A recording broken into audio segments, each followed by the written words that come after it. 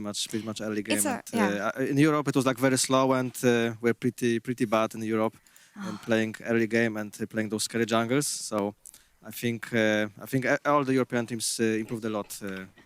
Like in this regard. I agree. It's a tricky thing, right? When you have your domestic playstyle and you have to transform everything going to the world stage. But I mean, you got to face teams that are described as the two heavy favorites here in the tournament. So as they will advance to the quarterfinals, what can you tell me about JDG and Damwon? And do they look as scary as we think they do? Well, from my perspective, Damwon played way better than I expected them to play. I thought they will not be that good, but they look very strong, and it's very hard to play against them.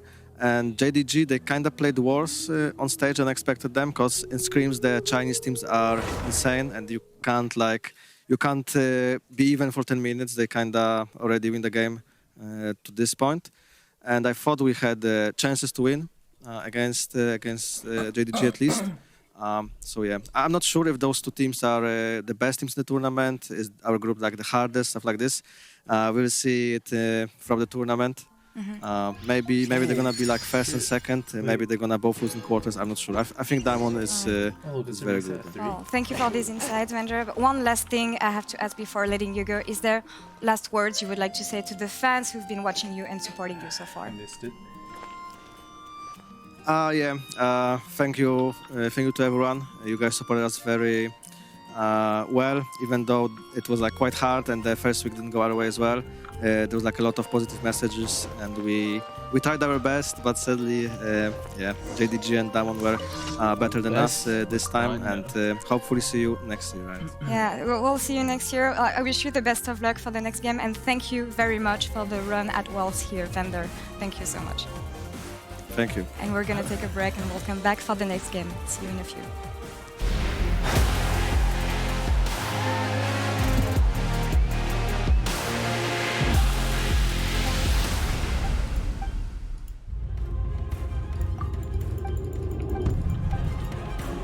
That bot lane from JDG was really showing up on the day. Feels like that they just don't get to play. The relentless aggression that just comes out from both Rogue and JDG have been so aggressive.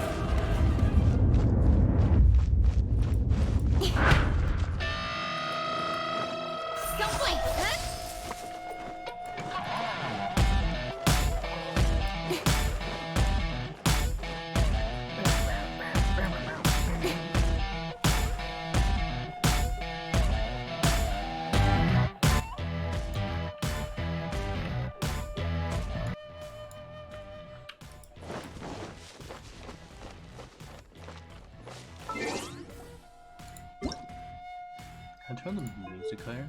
Or something off highest? Let's see. Dial up in.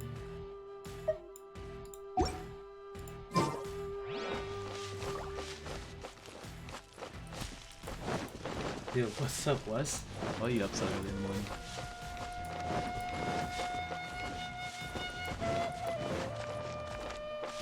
I mean, not Wes, Bacon Crumbs. My bad, my bad.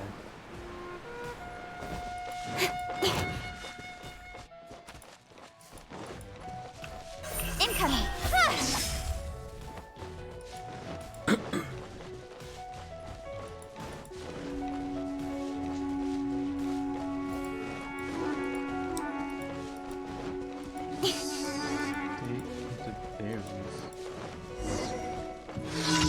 Nope. Nothing.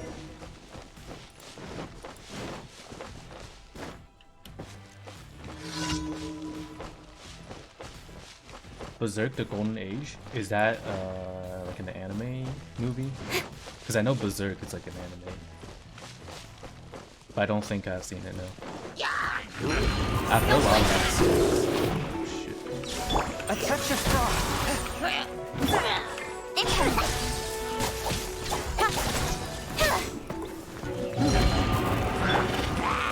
Nice and quick! Like royal.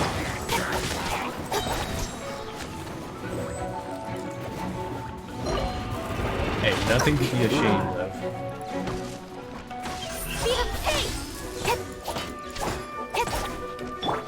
One with my blade. Let me think about it. imagine not being a degen. Speed up! Ha. With sword comes shadow. Okay, still up at 3 a.m. in the morning, Nice and spicy. and me who just woke up. Oh, it's revealed. Don't blink.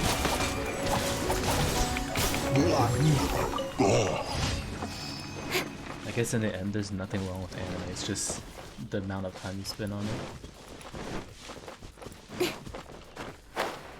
Let's see. There it is. Yeah.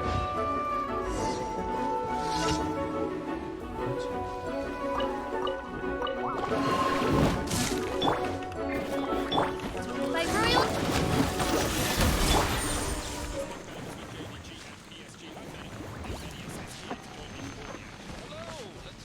Oh, okay.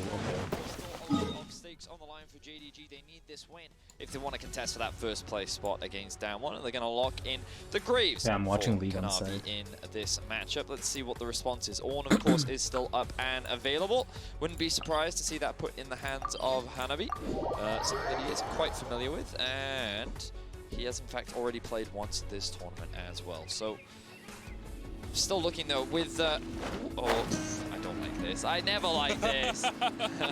I know that it is something that Tank has been playing a lot of, but I think that we've come to realize that blind pick Syndra probably not as potent as it once was. There seems to be a lot of counter picks, especially from Yagao. He's already played 2 at the So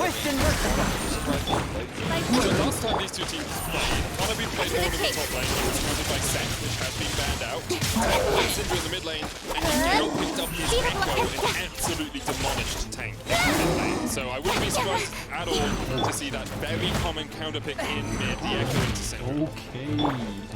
Well, I'm thinking Camille Echo right now from the side of JDG. We've already seen what Yeah, that's what I heard do from the on series. the I don't know if you he had a very ever impressive performance, but we're going to see the KO. watched or read Okay, manga. so this is a bit of an old school That's a counter. pretty, I would say, We saw a fair amount of fluff. PSG championship. And I think the Camille convinced that Camille's still going to get locked in.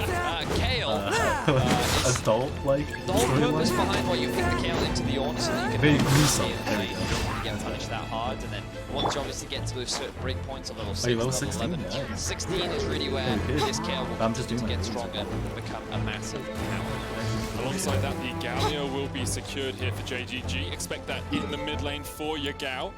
And one of my things with jungling at the moment is you kind of want priority in your lanes, right? You kind of want your lanes to get ahead and be able to push into the opponents, and then you get leads by using that advantage to translate into 2v2s in the jungle, right? So you bring, say, the Kale over towards your Graves. But here, I look at it and I think Orn early level should be able to push the Kale in. Kale melee range can get harassed, and Galio can be harassed out by a Syndra as well. Well, I think that in the context of the comp, it's fine. Like, Graves might not have as much early game power because you're right, in terms of early prio, he's not going to have that. However, his whole purpose in this game is to just farm up, do damage, and be a threat later on into the game. And the thing is, there's always going to be a situation where PSG may threaten to dive topside. It wouldn't surprise me if we saw something like that early, especially with the early prio that his team can get. But then he then just looks cross-map on the bottom side of the map. So I wouldn't be surprised to see a strong 2v2 coming out from JDG in the bot lane. Something we've been seeing a fair amount from Lumao is, of course, his Bard. Which They may one is even it? consider going for Oh, yeah, something like Bard. a Jhin, something I'll that take care of Logan is it. very comfortable on as well. And then, oh, actually, that's a pretty good Bard ban. I like that from PSG. But notice that they also took away the Pantheon because they're aware of this potential strong 2v2 in the bot side of the map. If I kind of expect an Ashe ban, Well, you but got it's not Venti? banned. I imagine that Wait, PSG is when going did to you- go for that. Did you put it in the group chat? Okay, I they're think I gonna remember go seeing for someone it. getting Venti. So, I as you forgot say, about PSG Venti. expected to go towards the Ashe here for Nice. Unified. Is his most played across the course of Worlds. And of course, PSG yet to pick up a win. So giving Unified something that he is comfortable on How you liking may help out him in that 2v2 in the bottom lane and negate some of the power that JGG could be looking for. Instead, the Caitlyn is the hover. Something we haven't actually seen much in Group B specifically. It's been quite commonly banned out across the course of all the other groups. Group B, we've only seen it banned a couple of times, but I believe it's the first time it's being applied. Black Knight fall. Yeah, it's pretty interesting. I think Caitlyn was a big power pick across the world, which had a slight nerf, which kind of lowered her priority, but many teams still consider her a threat, especially with her ability. But I think that what JD is actually pretty effective. What Ezreal Karma can have pretty effective pushing power. Often you also see things like Ashe Karma to try and match it. I think that the Ezreal Karma is a little bit weaker in the early late phase, especially when playing against the Caitlyn and the Lux. But we'll have to see how much jungle resources they actually get, because you can see obviously top side of the map not particularly strong for JDG, whereas on the bot side of the map they actually should have decent pushing power depending on who actually gets the lane first. So I think in this early game we'll keep an eye out, see what both these AD carries are like. Jungler's choose to start. So actually both junglers actually try and path towards the bot side of the map. A lot of interesting stuff happening here. We've got, well, I think both team fighting prowess is actually very strong, depending on what point in the game we're at. In the mid game, I would give the PSG the edge. However, later on into the game, because the chaotic it actually gets very difficult for this comp to die, right? There's no real threat onto the Ezreal later on into the game, which means that Loken can be a very big carry. It's going to be an interesting one, that's for sure. And Loken's Ezreal was one of his signature picks in the LPL 10-1 on that across the course of the 11 games that he played. So definitely a champion to be feared. JDG still fighting for a lot here. Of course, they want to tie up with Damwon at the top of the group. Damwon currently undefeated at... I've seen some people gone. Can I finish my sentence? No, they're grouping bot lane. Do they know? Does Lumao know? Only Unified's been spotted out. Lumao's going to get rooted up. And there goes the first kill. PSG on the board already. Alright, that's the heal from Loken as well. I like it. Everyone grouping up in the bot lane. Getting that first blood early on PSG. Definitely going to be very valuable, especially on the back of the kick. If they get that early bit of gold, it means you get your early jungle item very much sooner. We may even see early use. I like it. Double wielded. He's got his machete, he's got his longsword in the other hand, he's ready to cut down those camps. So a lot of confidence. Attention, they can still play the squad and JDG lose this game. For them to be able to force that.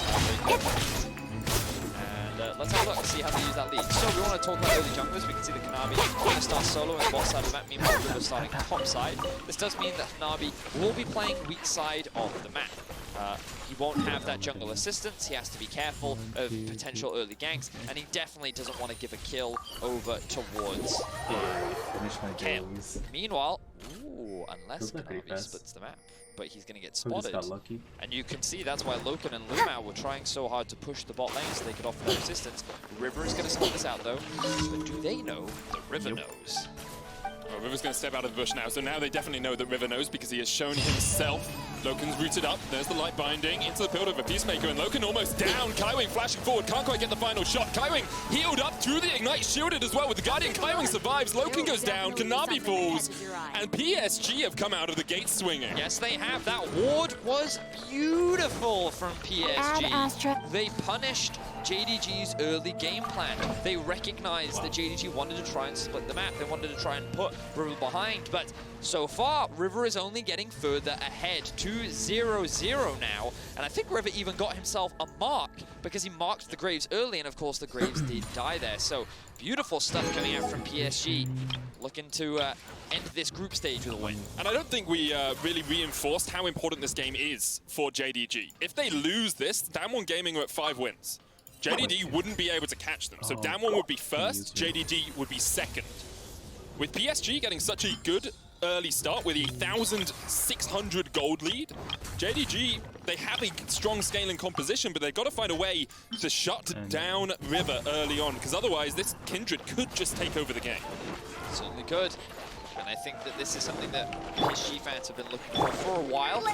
Seeing River and Tank step up. Of course, River also the benefactor of that early play. 3 kills to 0, 1.5k gold lead. River now sitting at 2 stacks. Wait, did I claim my I believe, if my math is correct. There's for a gank in the mid lane. Here we go.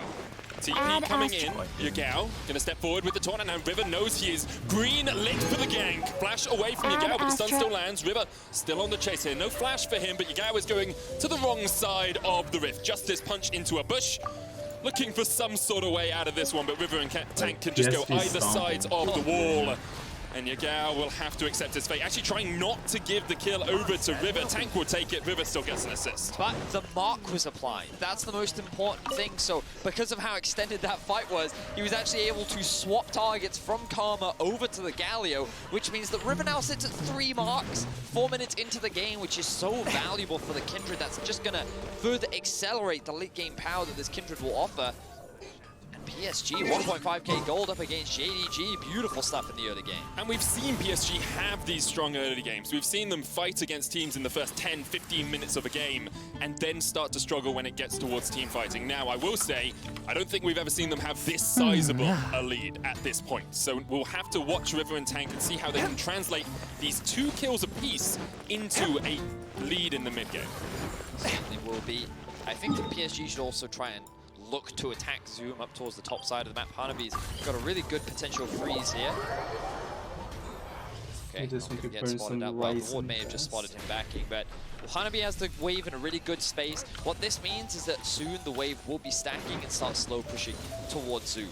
Notice that camps are spawning on the bot side, which means that River's going to go from bot, move up through his jungle and path towards top side. This means the Tank should also, I think, just hit level 5, which means that in about 2 waves times, he's not going to be in a good position to be able to go for 6, but he can push in mid and actually look for roam top before Yagao hits level 6. So like, you can see all these pieces starting to come together, and even though I've said all this up, River is just ignoring me, and is instead going for the Inferno Drake. This is fine. This is also fine, because he can also then go back into his jungle, do the comp, and then do what we were talking about, seeing as Hanabi still has a pretty comfortable lane freeze at the top side. To be honest, I'm gonna side on with the guy who's 2-0-1 on a Kindred at 6 minutes into the game.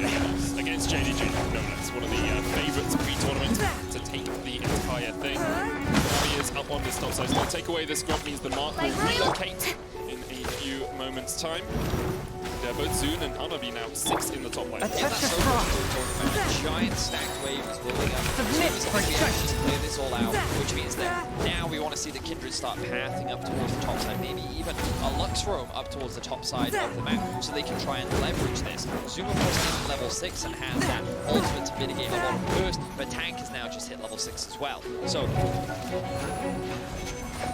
I set this all up, he's not going to go for it, it's fine, it's not a problem. I just thought that was a great window of opportunity that PSG could use to try and attack Zoom in the early game. Instead, they're going to look for another gank mid, of course he still doesn't have the flash available. Now Yagao knows River was in the bottom side, River itself, because he cleared out a control ward over there. Tank's just going to use this time to put some pressure. Oh yeah, he's already used his ultimate, so no unleashed power for him. River now trying to dive onto Hanabi. He's got that Lamb's Respite up as well, so with River, total control of the jungle right now, about a 2-camp lead, 6 yes or thereabouts. And it's still 2,000 gold in advantage here for PSG. So PSG is pretty committed towards playing the bot side, but I'm surprised they didn't defend harder to this red buff, but I suppose without Tank having any mana, it's ultimate, along with the bot lane kind of sacrificing wave priority in order to come and assist inside the jungle. River did not want to overextend, but now all of his topside camps are up and available. He needs to play through those. And the reason why I'm bringing this up is because I feel like there have been a couple of missed opportunities now that we've seen from PSG where they really could have leveraged the strong lead that they had. The State was in a really good position for them to try and punish some of them. Responded, and I don't think that they've been able to really leverage that. So a few of these windows are kind of now closed because Yagao has now hit level 7, trying to attack one of those side lanes is going to be a little bit harder. He does, of course, still lack the flash, which means that PSG could continue to try and attack this mid lane, especially with Tank already completing the Lost Chapter. But we'll have to see how much more they go off the back. The system fade is a little risky, I suppose, because he has information on where the Graves is. He'll be able to take this one away. But I was concerned when Galio was making his way back up. Obviously, the flash, but we're not going to get punished for it, so he should be making his way to the 5 mark. Yeah, 5 marks on that Kindred.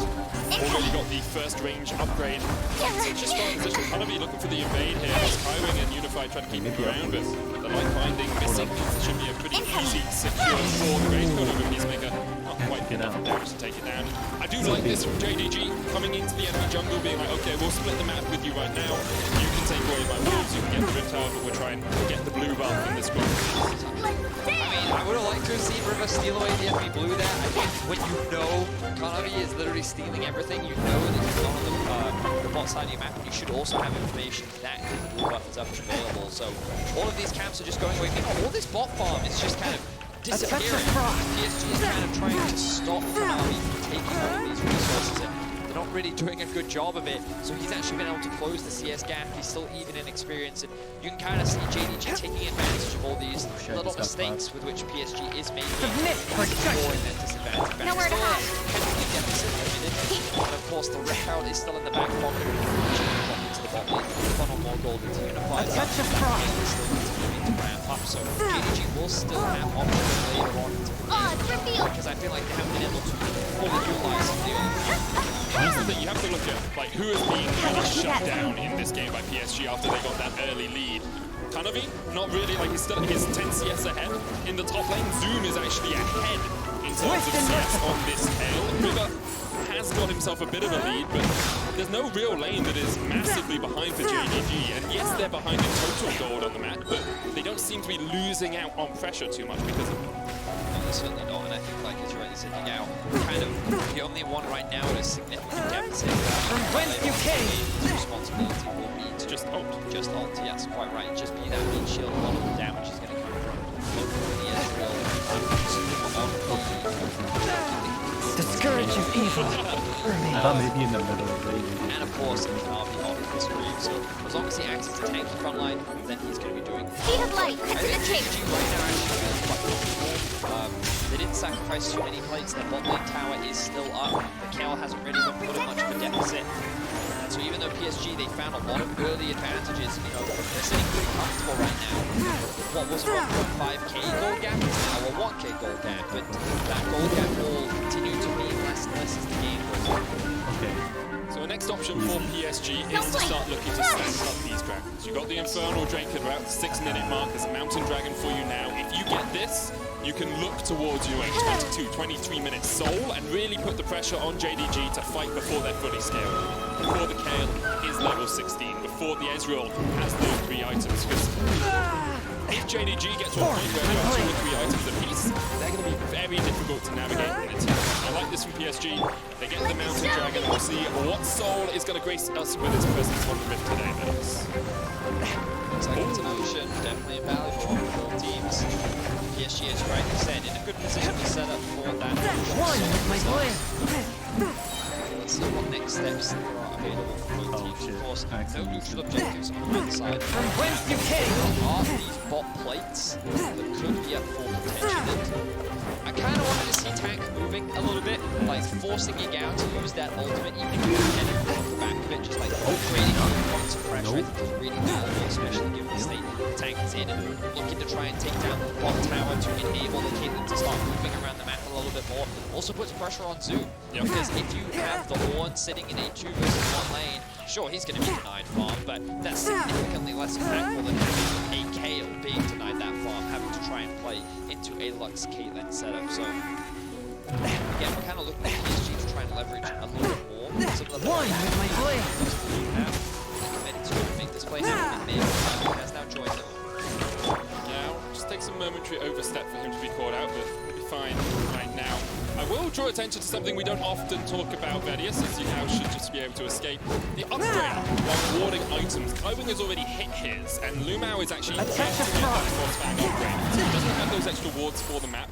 And if PSG can play around the fact they can have a little bit of extra vision right now, they do have a window of opportunity where they can just see more of the map than their opponents. Very true. We did see Kaiwing move with the jungler just a little while ago, and you can see these pocket of vision set up on the bot lane River. Nice. Which does then make things a little bit scarier for Yagao, but he also has full information on where Unified and Kaiwing are. Loken and Lumao have actually done a great job of pressuring this 2 versus 2, and you'll notice that they've been able to take 3 plates in the bot side just through playing some of the pressure that Kanavi has. And again, this Kayle, continuing to ramp up, has now completed the Gunblade, and now we're kind of looking at a little bit into the future. That level 11 is going to come through for Zoom, making it much more potent.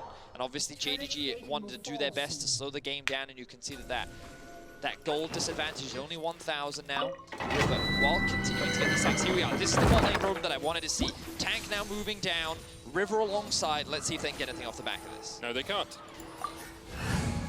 They weren't able to find Loken and Numao, who are just very safe, backed away preemptively. Plate doesn't even go down, so that's the 4th plate untaken in the bottom lane for PSG. Those plates will fall off as we hit the 14-minute mark. And the gold, about 900 between the two teams now. You can see CS advantage in the top lane for Zoom as Yagao is jumped on River, taunted up. Yagao gonna have to flash across the wall. And as I said, Zoom with about a 15 to 16 CS lead in the top lane, about 13 or so in the bottom lane as well for Loken over Unified. Okay, so they're getting the push again. They will get this tower. I want to see PSG. Unfortunately, this Grom camp does get smited away from him. We may see a fight here, though. It's down. He's able to back away.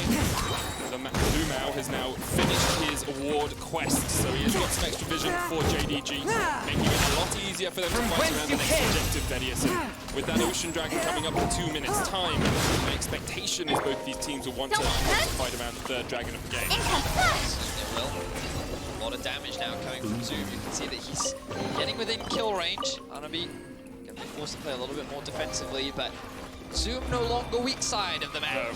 Being level 11, having that extra range, having that first completed item, definitely makes him a much bigger threat to Hanabi's constantly going to be forced to play defensively. That's why we're seeing the swap now from Unified and Kaiwing up towards the top side of the map. But you know, I am a little disappointed in PSG not attacking Zoom a little bit more when I think they had the tools to do so. Meantime, Hanabi going to take this Rift Herald, and you know, they can now use that to Swift and merciful. go into Zoom. Of course, the plates have disappeared, but taking that tower down gives him a little bit more of a safety net. It's actually one right now. Kind of a champion we don't see too often. I'll just quickly go through some of her mechanics in case anyone at home is wondering why on earth she was early at the start. Now she has these weird flaming swords coming out of the back. But when you hit level 11, you get, it's level 6 you get ranged auto attacks. At level 11 they add this little extra flame on top of them, and then at level 16 you get fully stacked passive, so you get all of the extra attack speed from your Zeal, and you also get a little bit of attack From whence you came. That's why we always talk about Kel being really strong when she gets later on into the game, as you are doing AoE damage with a huge amount of attack speed. Yeah, of course, you have to stack. Nowhere to hide. Immensely much more additional damage, AoE damage has to kind of build it up. But when she gets to level 6, pretty much always happens. And that's what makes her so scary. We do actually see both teams now kind of posturing around the mid lane. Tank using his TP to the bot river. We're just going to see a full-on fight here. I do like the investment from PSG. We talked about it. Playing towards that 4 Drake win condition. At this point in the game, they're feeling pretty confident. They have a lot of their core items completed. JDG, they want to answer back. They're going to use the Rift Herald mid to create that point of pressure. It looks like they're actually just going to go for the Drake. It's going to be an Ocean Dragon, 3rd dragon of the game for PSG. In exchange for a mid-tier 1 perhaps. Rift Herald charges in. Still half HP on that tower though. Light Binding goes a little bit wide. River, Unified and Tank looking for a flank position. Hanabi is on the front line, forcing Kanavi up towards the top. And now it's a 4v4 around this turret. Navi is actually almost taken down the enemy jungler here. Call of the Portugal is going to connect. There's the final spark. Kanavi healed up by Loken.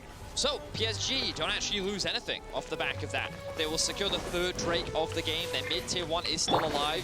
JDG doing everything that they can to try and pressure this tower because they know there is a pushing wave top and actually a slow wave pushing in the bot lane, which means that there's a lot of farm for them to catch. PSG is just kind of doing everything in their power to hold the line right now when they really need a reset.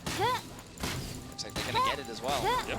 They get the 3rd dragon as well, so it's 4 minutes on an Ocean Soul here for a Caitlyn, for a Syndra, for a Kindred, for an Ornn. That can be a team fight decider. Of course, Grievous Wounds can come out from JDG. You're only mitigating a little bit of that healing, reducing it by 40%, not cutting away the entire bonus that you get from an Ocean Soul.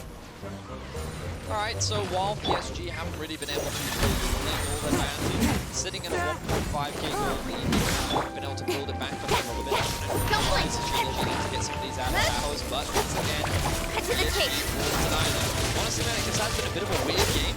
I think that because of the advantages PSG found themselves early on, JDG obviously couldn't be as proactive as they wanted to be, and now like they've been trying to force a lot of the plays, and I think that a lot of the things that you would expect PSG to do, they're not actually doing. Yep. They're kind of reacting a lot to what a lot of JDG is trying to set up, but they're actually successfully stopping them, which I think is the slightly strange thing, because often what we see in pro play is a trading of objectives. Like, oh, you're going to play towards bot side? Well, then we'll play towards top side. Yep. Because we're the team that's ahead, we're actually going to end up taking more, usually because we're ahead of the play, and JDG's like, well, okay, we'll just take these small advantages back. But they're actually not getting really any advantages. You know, early on they were getting a couple of farm or CS leads in various lanes with the KL, as we were talking about getting the free scale.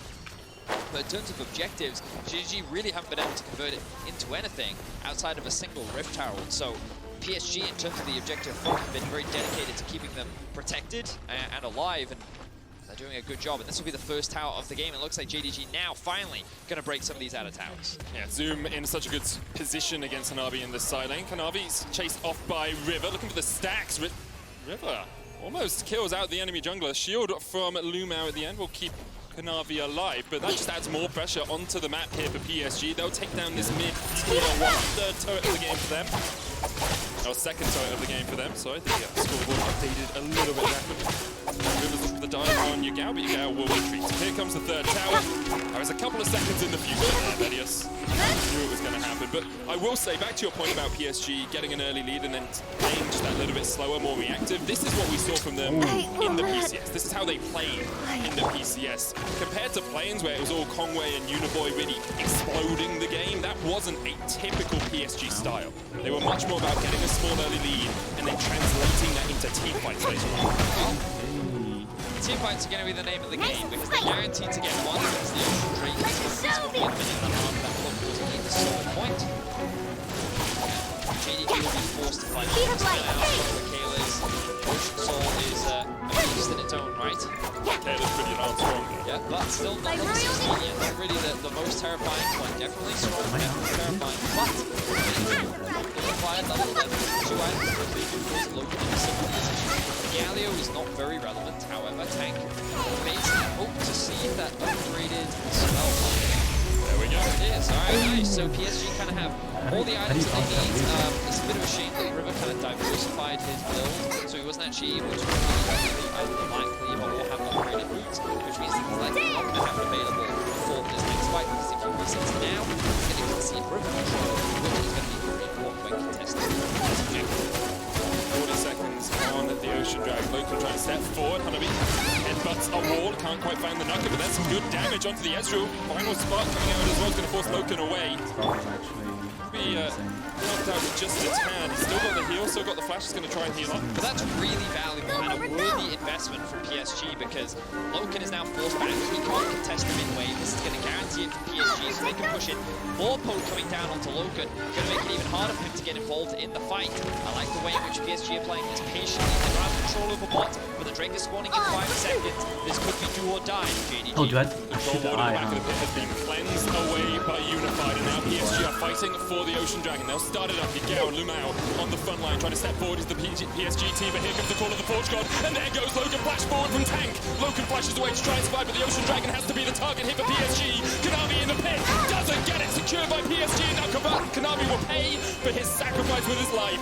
PSG can turn straight over towards the Baron right here. They're going to chase away JDG. It wasn't a huge explosive team fight, it was just slow and steady for PSG. They were able to just poke JDG away from the objective. Now that they find that pick onto Kanabi, they can convert this straight into a Baron. Ocean Soul, Baron in their back pocket. PSG is looking to make the exception. What an upset it would be. It would deny JDG a spot in first. Down one gaming would secure it. PSG would get their first win of the tournament. But Yagao is trying to say something else about it. Zoom stepping forward. Is a flame, is a risen. Looking for the damage here on the KL. Hanabi goes in, but there is the Nash secured. Taken by River, but the engage with the Taunt. River pops the Lamb's Respite. First time we've seen that this game, but it works out so well for him. Yagao steps out of it and immediately is popped. Zoom chased away. PSG all going to get out alive. Logan trying to have something to say about it. He dashes forward. Looking for the damage with Mystic Shot for the ace in the hole. Turn around. By Zoom! Logan has to jump across the wall, but he's done for as well! PSG with an incredible fight around the Baron, turn it back round on JDG. Lumao forced away as well. PSG are done for, yeah, they're chasing, they're trying to get Kanavi, who's just trying to get the smallest bit of solace out of his own jungle. PSG is bloodthirsty as they hunt down the remaining JDG members.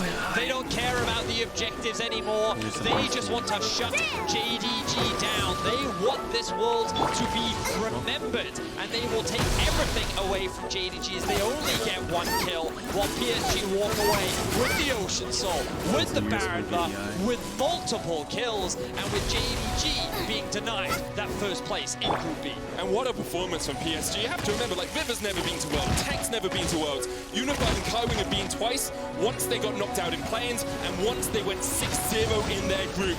And you can see off the back of plays like this just how much this win means to them. This was a great flash in from Yagao, but it's too little too late. The ultimate comes in from River to mitigate all the burst damage. He then tries to escape and he gets shut down.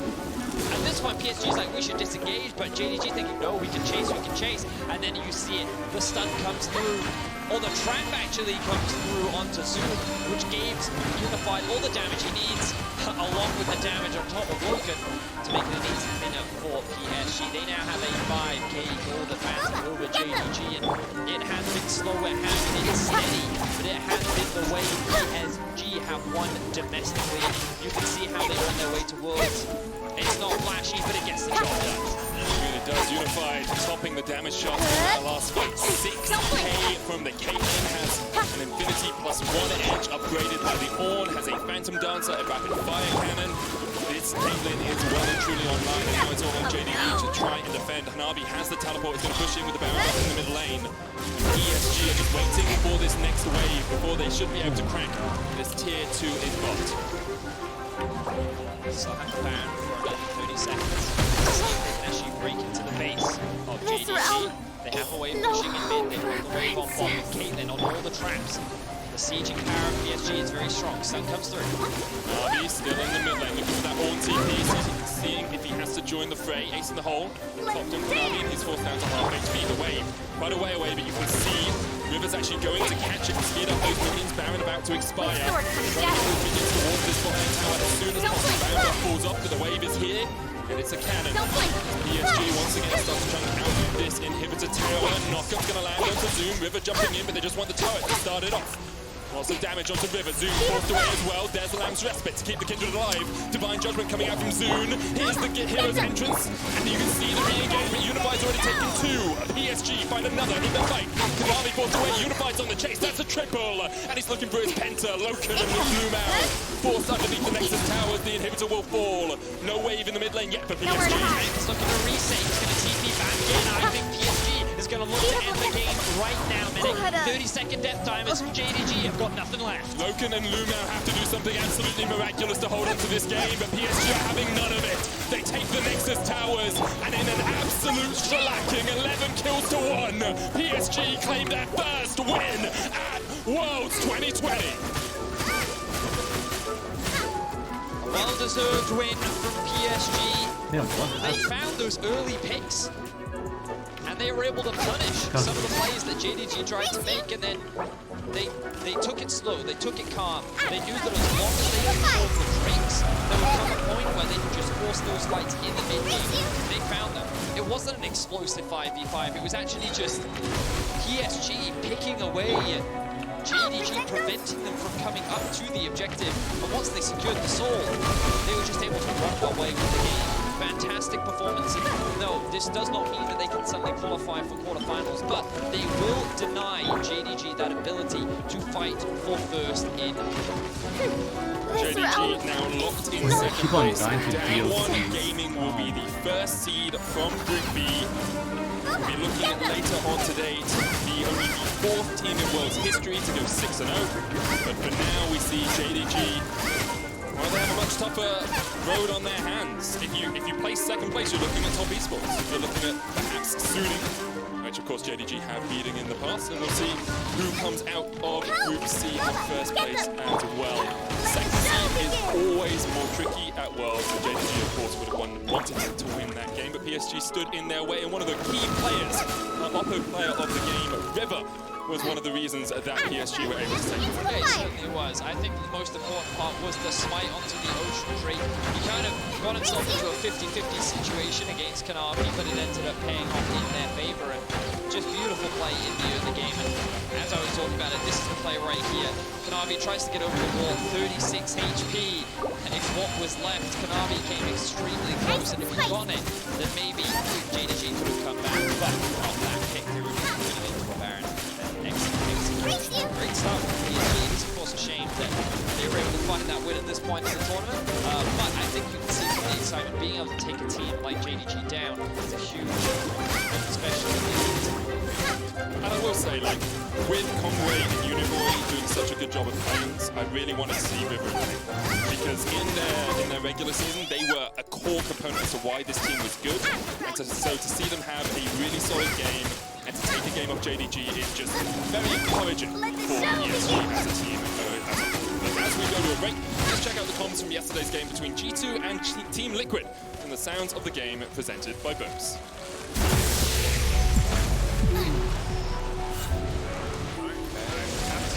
I think they just wasted crystal. Yeah, they don't have that. Oh, they're going without them. Silence not there, okay? Stop playing stop playing I'm just shipping on the way. I'm not shipping like really slow. I clear the Silas here. I know. Maybe I can get a sword. I can't. I'm 16 now. I can GLP maybe. Look. I flash all of them. Alright, look, you guys, let's go with GLP. Maybe I can get that. I can chase them. I can chase them. I can chase. Back to Sandra. Okay, just send it all over. 5 seconds from right foot. I'll wait for you. Let's see once. We actually did it, guys. We actually did it. We beat NA. We have. Yes. We're kind of out now. We're kind of out. Because in one case we're not out, but we're basically out, guys. Okay, Jeff. Thanks for the stats. Thanks for the stats.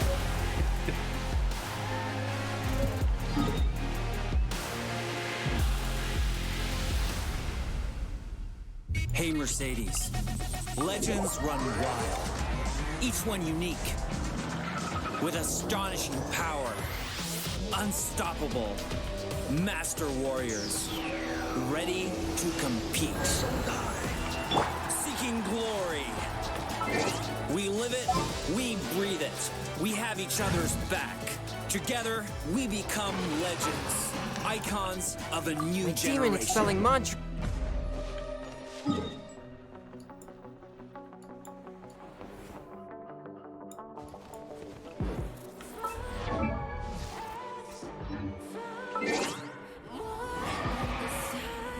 We have 23 and continue to quest.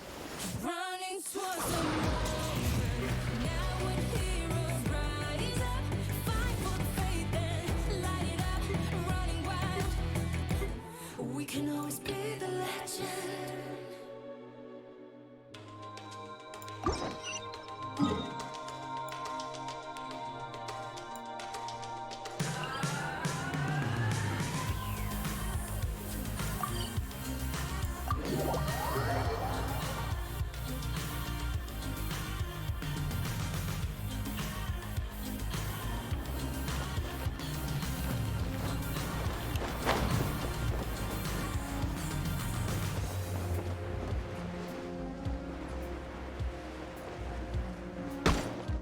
Got lucky that time. What?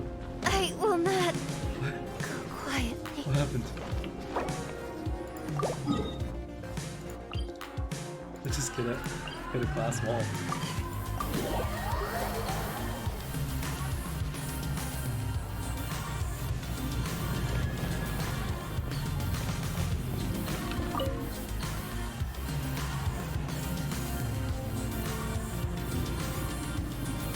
Oh, just like a wave. Ah, 40 moving down.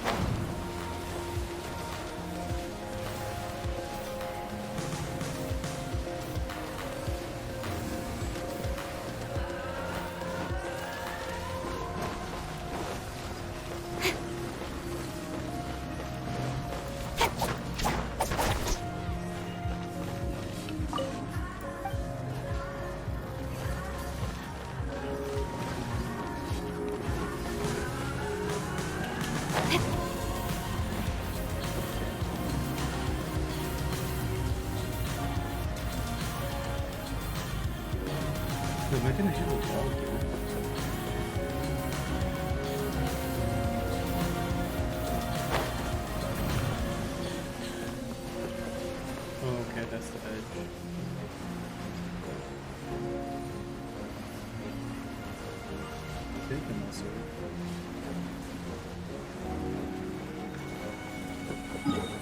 It's better off just stopping there. It's so far away. I'm gonna do this one first.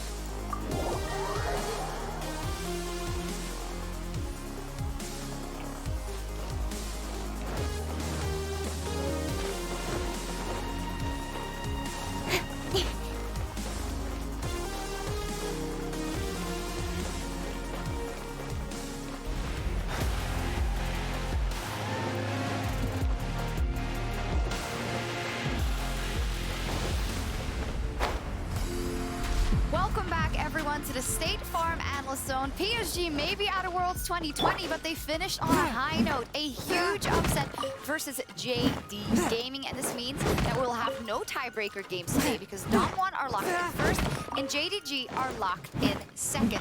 Now, a huge congratulations to PSG, and it actually gives us a fantastic window to talk about the level 1s we've been hearing so much about. And yeah, we said it already at the countdown how important they have been, but now we have a tangible example. And there's a fun stat.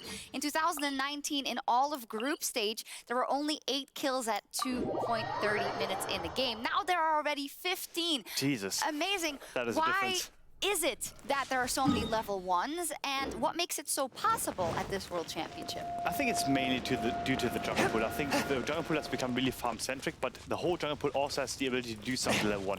We think about the Lilia that wants to invade the enemy race, for example. We think about the Grace that can dash over wards and can basically invade an enemy jungler and 1v1 him at any point. So there are a lot of tools to use, and the goal of that is obviously to get the jungler ahead and have him snowball from that. Because if you get a farm advantage, if you hit level 2, level 3, the level specs earlier, you're obviously going to be able to farm faster. So that snowballs and keeps on snowballing throughout the game. And we've seen that those snowballs have decided so many of these games, as they did in this one too. So let's pull up the draft, and can you tell me, when we look at the compositions from both sides, what urged them to go for something level 1, as we saw from both sides, in fact, in this one? Yeah, so for blue side, it is the Karma Ezreal bot lane. So usually when you have Karma Ezreal, you want to establish a level 1 into the enemy lane, or into the enemy side of the lane. So you basically want to have a bush positioning where you basically are able to push up the lane from level 1 on. So that gives you leverage in the lane and gives you the ability to invade the enemy jungle continuously. So that in itself is really important for the Karma Ezreal. So on the other side, we also have Reed coming in. They know what the enemy wants to do. The Karma is really specific in that regard, so they're going to counter it, and that's what we saw level 1. Okay, so let's pull up the Telestrator clip. Yeah, if you've been watching since the beginning, it's a rematch. Maurice got owned by the Telestrator at the beginning of the day, but this is round 2. Go get him. We're going to get them this time. So as we see here, as we pull the play button, we see the level 1 setup. So PSG obviously anticipates this level 1 play coming in. We see JDG almost like looping around, trying to get a read on what's happening here too. And they feel relatively safe as you see the Caitlyn walking away. So this 4-man trap or 3-man trap is actually really surprising because they see the Caitlyn walking upwards. So that's something you wouldn't necessarily see in normal level 1 setup. So it's really well played by PSG. And now, shortly pause to analyze the status right now. So on the bottom lane, we now see Ezreal and Karma having the push coming in, and a ward here being placed after level 1. But PSG basically anticipates again like a movement from JDG. So we have this back and forth coming in. And what I like about River here right here is that he's shying away from the situation, but he's really well aware of what he has to do. So he waits for his bot lane to come around. Kaiwing and Unified basically loop around, try to get a position on Kanavi, and now we pause again. And now we have to look at the minimap basically to a certain extent, where we now see where Cinder is basically walking up before Galio can even move. So that creates a 4v3 situation at the own blue buff, and that basically gives them the ability to make this level 1 play happen and really work out for them, because it looked pretty risky when Kaiwing flashed in. It did, and I like this example specifically because we have kind of 2 parts. And I asked you before this, what is usually the goal? But there can be different goals to different level 1s or level 2s. And we saw the first one was for the lane state, right? To make sure that your matchup there will go. The second one, the follow-up, was to make sure that the jungler also got ahead. And that's so I think the level 2 invade was basically to swap the already established lane status and to basically keep going. but also great stuff. You know, like Lieutenant on the half level, Lieutenant doesn't have access to a E yet, so therefore you kind of win the 1v1 By royal decree. and you have a good probability to usually with Nowhere to hide. go for red and then go for forums instead of blue and see. So I think there were a lot of moving pieces at the same time. I think the invade was warranted. I think the result was a bit worse than I anticipated. That was pretty crazy, I guess. 3 kills going over to PSG, great snowball. And it's also like, you can think about everything, all the different spells that are up, know everything you have to do, but in the moment you still have to hit the skill shots. Don't blame it out. With the tape. The execution has to be really well done. So that's why we see someone who has to actually make it. Because it requires so much coordination and so much security within your own play. So if you mess up just a little bit, you suddenly lose it at once, and that's the goal from the early game, for example. That is like 3 seconds difference later on in the game. So always be careful when you do something like that. Okay, wise words from Amazing. Always be careful when you play level 1. They weren't, and it paid off. Great stuff by PSG. Humongous upset for them, and PSG will return to the stage for their last game of Worlds 2020 as they take on Rogue from the LEC.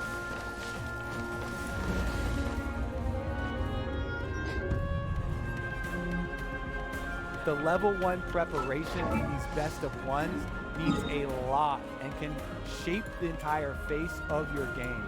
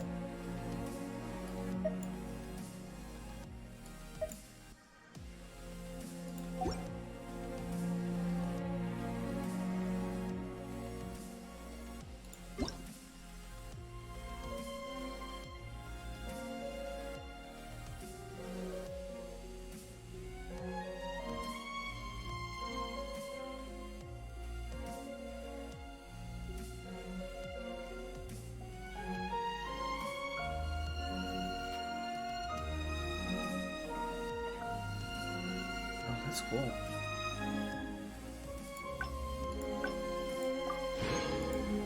Character birthday is actually sending mail. In it.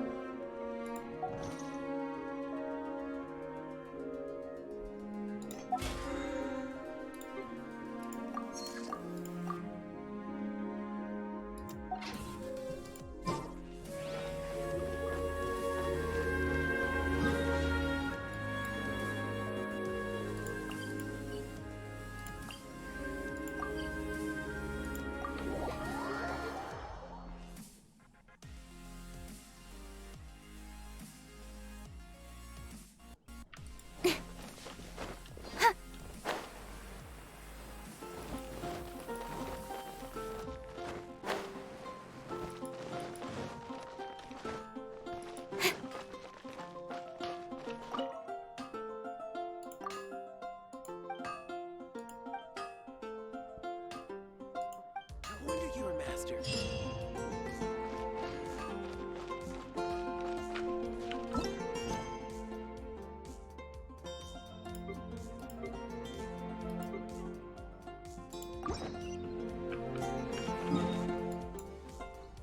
Yay. Wow, that's fun.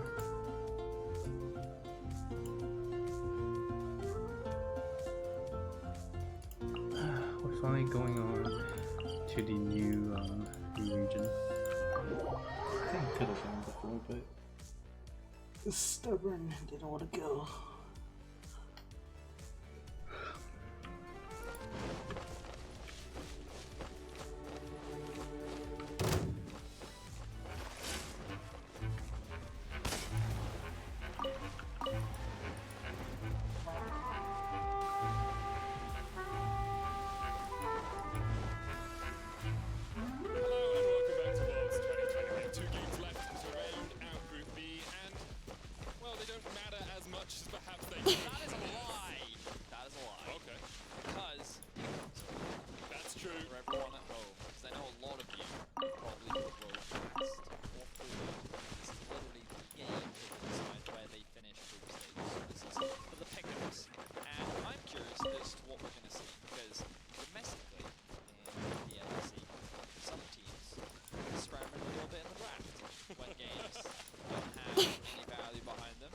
course, this is the World Championship. Wins do matter for these teams.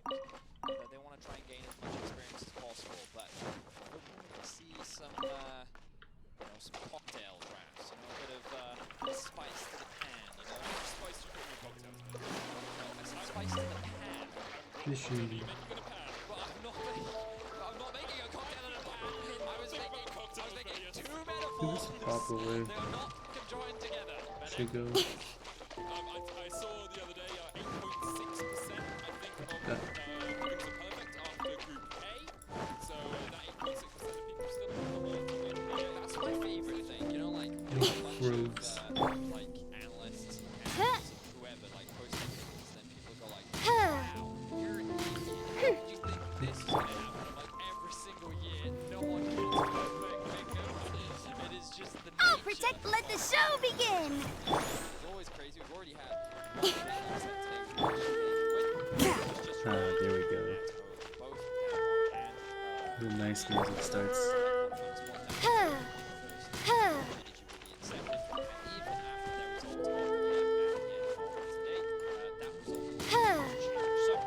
Let's get into this draft. Hequim,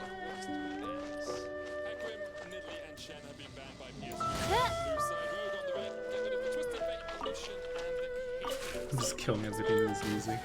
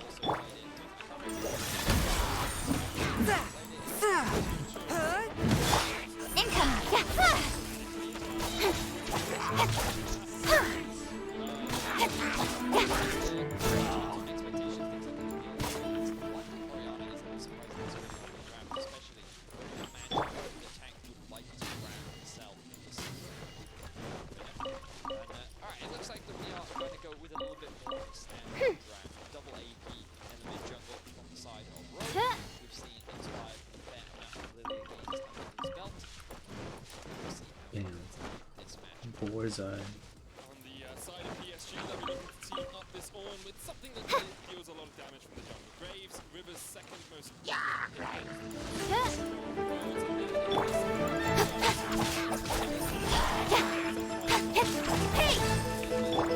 A touch of frost.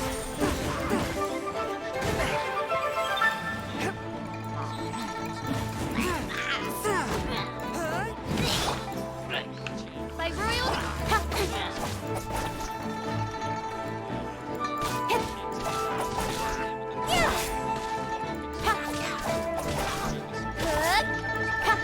Keep a pace. Good, especially into like low-range champions like the Graves. I think that it's also easy to set up stuns against things like the Syndra, and I think that it can offer a lot of team-fight power. I think that Rogue really now is a frontline. Something like Nola, something like Fiona, something that can act as an engage for the other characters to be able to follow.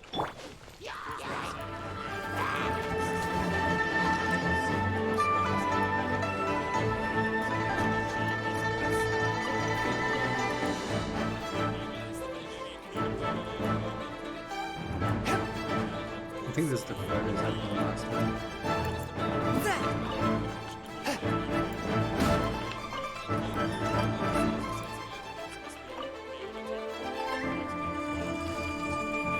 This ice cube. Came with buckies. So much Oh. left for the second half of the draft, especially when you contrast that to summer, where bot lane was like the first pick. You know, like it was Ashe almost insta locked in, Senna, Caitlyn. Take that power button. Yeah, like for a lot of summer. For I'll bring my seasonings. Of course, Into the fire. I like the melting animation. Nice. Usually you would blind pick something like Ashe or Senna here, which is exactly what you're going to do, and they'll look to try and counter pick the support. PSG have a few different options for what Race they you. want to do. Aphelios instantly locked by Unified along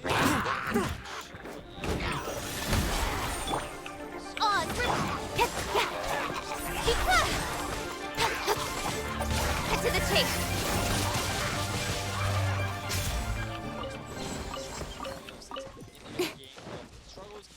Okay, I guess this was the proper way. Well, I suppose you could argue that Oriana's actually relatively short range.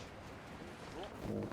Okay, so the thing about Braum That was is, probably the I proper way. What I thought was the proper way was just for a side quest. now lack an ability to engage a fight. What you're kind of relying on is Inspired to like maybe get a flank off, maybe land a bit of damage, throw the sleep out, and then use that as an opportunity to actually start the fight. But outside of that, it's very difficult to actually get things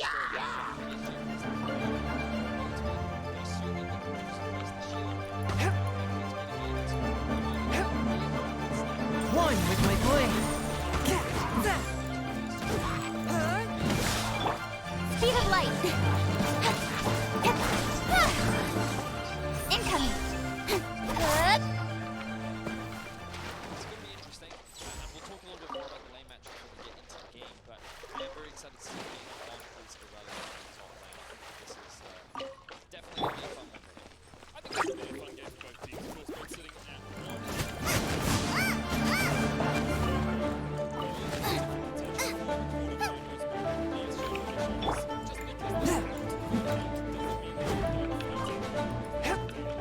Oh, that's why I needed it. Swift and merciful. Okay. That's why I need to upgrade what's your name? I ride on wind and cloud alike. Kick him? Yeah. There's a lot of weight on this game. Shields Are of course important. I'm curious to see what will change. I felt like that this, from Many's perspective, this group was kind of set in stone from the get-go. You know, I think top 2 was like solid. Yes. And then 3-4 was a little bit more tentative. Yes. So it's going to be interesting to just in fact change after the results of Group B. Only 2 games left. Of course, we do have Group C tomorrow. Yep. C tomorrow, and then D the day after. The day after. So it's going to be an action-packed weekend. Group C, of course, looking very close. I'll be like, I tweeted at the start of Worlds. From now on, there's no days of the week. There's Worlds days and non-Worlds days, and I've just remembered it's Friday today. What? So thank you so much for that. I need to go to my groceries because shop close on Sunday. Yes. Of the food world. Yeah, tomorrow's going to be Sunday. Because the great thing about week 2 is that That's no. Let's go. of course, we are waiting to get into the game to talk about some of the other stuff, but I'm very excited to see like how long the Fnatic week 2 thing will last. Because like there has to be a year where it doesn't come to fruition, right? And also, like, it's not really week 2 this time. Like, they played at the start of this week. It's 5 days later. You know, I think there's a really gray area. Forth my blade.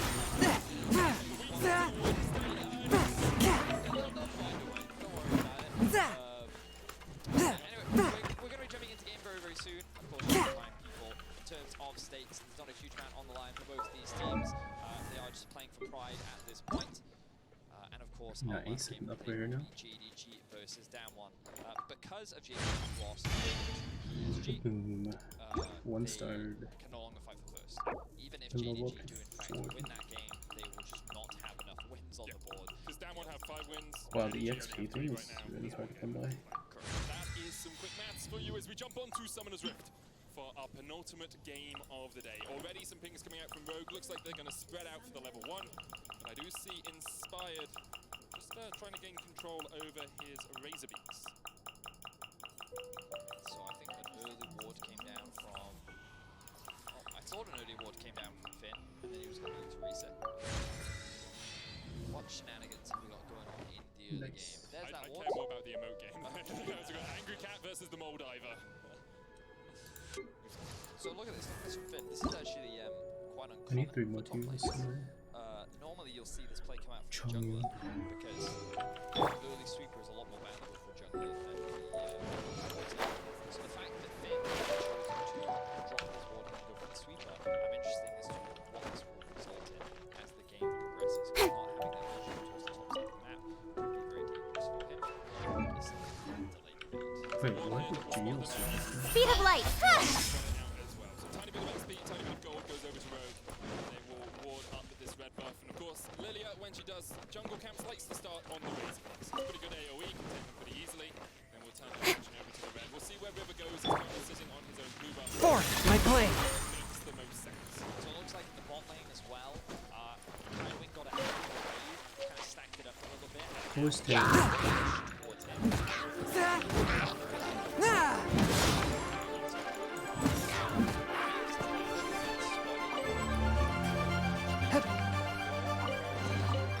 They should be able to make the assumption that he is up towards the top side.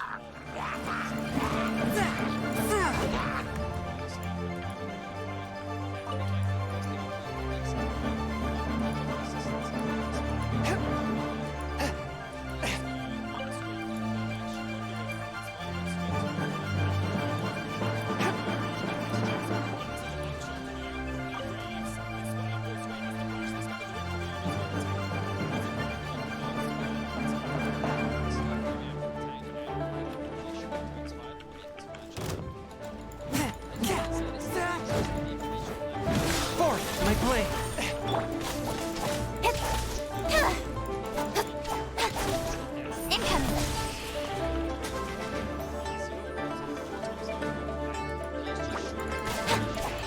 Don't blink!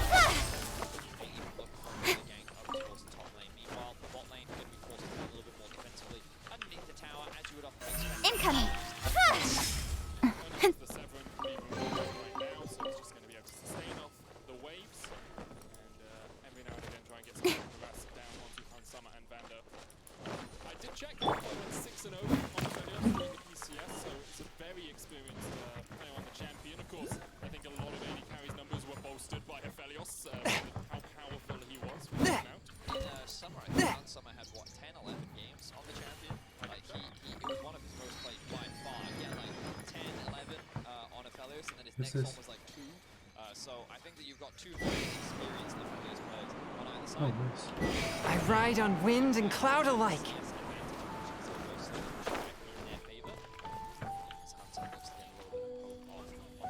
So the only real discrepancy is actually starting to develop in mid lane. Tank actually doing very well in the 1v1 matchup, punching the Orianna, as you would kind of expect in this 1 vs 1, which is why I'm quite surprised by the priority on the Orianna pick. But they use that to get a bit of an early item advantage. Sorry, early CS advantage. Oh, I got my first Geoculus. Geoculus. Over double Dorans in that lane, you can just harass a lot more and you get a little extra mana out of the corrupting potion. Costs a little bit more overall as well, so slight lead for tank, as you say, in the mid lane. While we continue to watch the bot, we see Unified. As soon as you get the Infernum up, it's a lot easier to push out these lanes, Venus. A lot easier to push the pressure that Senna was putting under, and of course Senna, not the best wave player AD carry in the world early on. This one. Larson gets chunked out once again. Tank just dodging around with the phase rush. Both mid laners running it, very speedy, and of course with so many skill shots being thrown out, that little bit extra movement speed you can get. Exorcism uses thaumaturgy and martial arts to conquer evil. There are other means to the same end, but they are not the true way. Takes it, Hanabi's gonna fall, Finn flashes away, one more shot will hit him, but he just survives, River dives in. And a shotgun to the back of the Aurelia is the first kill for PSG. So a bit of an execution error there for Rogue, because it ends up going 1-for-1, and it's unfortunate that Finn doesn't actually get that kill. You would have loved it on the Aurelia, but now Larson actually within kill range in the mid lane as well. That's a bit of an all-in at the bot. Larson Bray setting onto Unified. Pops team. They're trying to get past Skywing with a good play. He's going to lock them in place. Hansama caught out just a bit as well as the damage turns back around for Unified here. As you said, the Infernum can do so much work. Well, I also think the minions really helped PSG in that one. There was a huge minion discrepancy. The world is eternal, but youth is ephemeral. Of course, both heal and ignite spent from the PSG duo in the bot lane along with the exhaust from Vander. So I think Rogue ultimately came out ahead in this trade, but Unified will be able to get an early base, likely going to grab up that BF sword. As you can see, Finn hitting that level 6 as the wave actually, I think, should push towards him with that cannon minion. So he has to be very careful, especially at the level. Don't say that. I promise. Once we're outside of Leeward, He's ephemeral. Bramble Vest into Vampiric Scepter. Finn's trying to out-lifesteal the damage that he takes from the little tick from the Bramble Vest. As we see the rest of Rogue trying to get up Like they have the same dialogues. top lane. Inspire's just going to take the Skywalker a bit. But he was voiced for a few seconds. Does still have the flash. Inspire did pop up Spell Seed over the wall there because PSG know where he is. River's going to be able to secure the first dragon of the game. And once again, it's a relatively early Drake here, Vedius, for PSG. 7 minutes on the clock. Certainly is the case. You can see that mid lane discrepancy really starting to build. Larson coming up to the top river to assist his jungler. Means that he's going to fall even further behind. Huge credit to Tank in this 1v1 matchup. He's consistently showcased in this tournament how talented he is on the Syndra. And giving that comfort over to him, I think could prove detrimental over to Rogue as Hanabi has spotted out. We see a bit of action in the mid lane. Yeah, Tank has to flash away. As you said, I do want to just highlight how well Tank's played a good day. He 1v1 killed Showmaster. He then really destroyed Yagao in the last game as well. The mid lane had 2 kill advantage, and now against Larson, who was actually Rogue's Leave it to me. player in the first week of World's Groups and even the LEC. This is advantage back when he farm ahead. Pretty good job, he lands the stun. Larson has no mana, he's got nothing. Like, Tank's just sustained mana, unleashed power. Larson's gonna have to back, doesn't have the teleport. This is... Looks like Larson will stay around as Tank did just shove in the wave as quickly as he could. It's River and bot lane. Was coming down. Summer, gonna pop the Curse of Black Mist, will be able to get away with the flash. And with the heals, a double of Summoners out there for the Rogue bottom lane. So I think this early game is going extremely well. PSG so far. The bot lane hasn't really been punished that much when arguably Aphelios, that should really be his weakness point that you try to exploit, try to look for dives. Top lane, what could have been a strong early advantage for Finn, the dive didn't go the way that they wanted, which means that he's still sitting at a depth, and while he is working towards that play to the Ruin King, he's not that much further ahead of the Ornn, who's going to offer so much more teamfight value later on into the game. So I think that PSG's comp is only going to continue to get stronger as the game progresses, and the fact that they're kind of continuing to play their style of taking things slow and steady is exactly how they were able to get that big win against JDG just last game. I love their neutral objective control. Like, they've already taken a dragon. I thought they were going to start the Rift Herald here. Instead, decide to back away. Didn't really know where all of Rogue were on the map, so Finn's going to come down as he's pushed the wave in on Heart be pure, evil be erased. Wing's already up here as well, so PSG will be looking for that Rift Herald. If they can take it early enough, of course, you can use it to batter down those plates and funnel more gold into your belt. Get them towards that first item power point. Roll their bot lane up. They have 5 members on the top side. Finn does have TP, so we can use it to catch that bot lane. Let's see exactly what Rogue decide to do here with the Rift Herald that they're going to grab for themselves. TP going to come through from Finn, so he is going to actually collect that bot wave. No action. Alright, it's a pretty good response overall from Rogue to be able to secure that objective.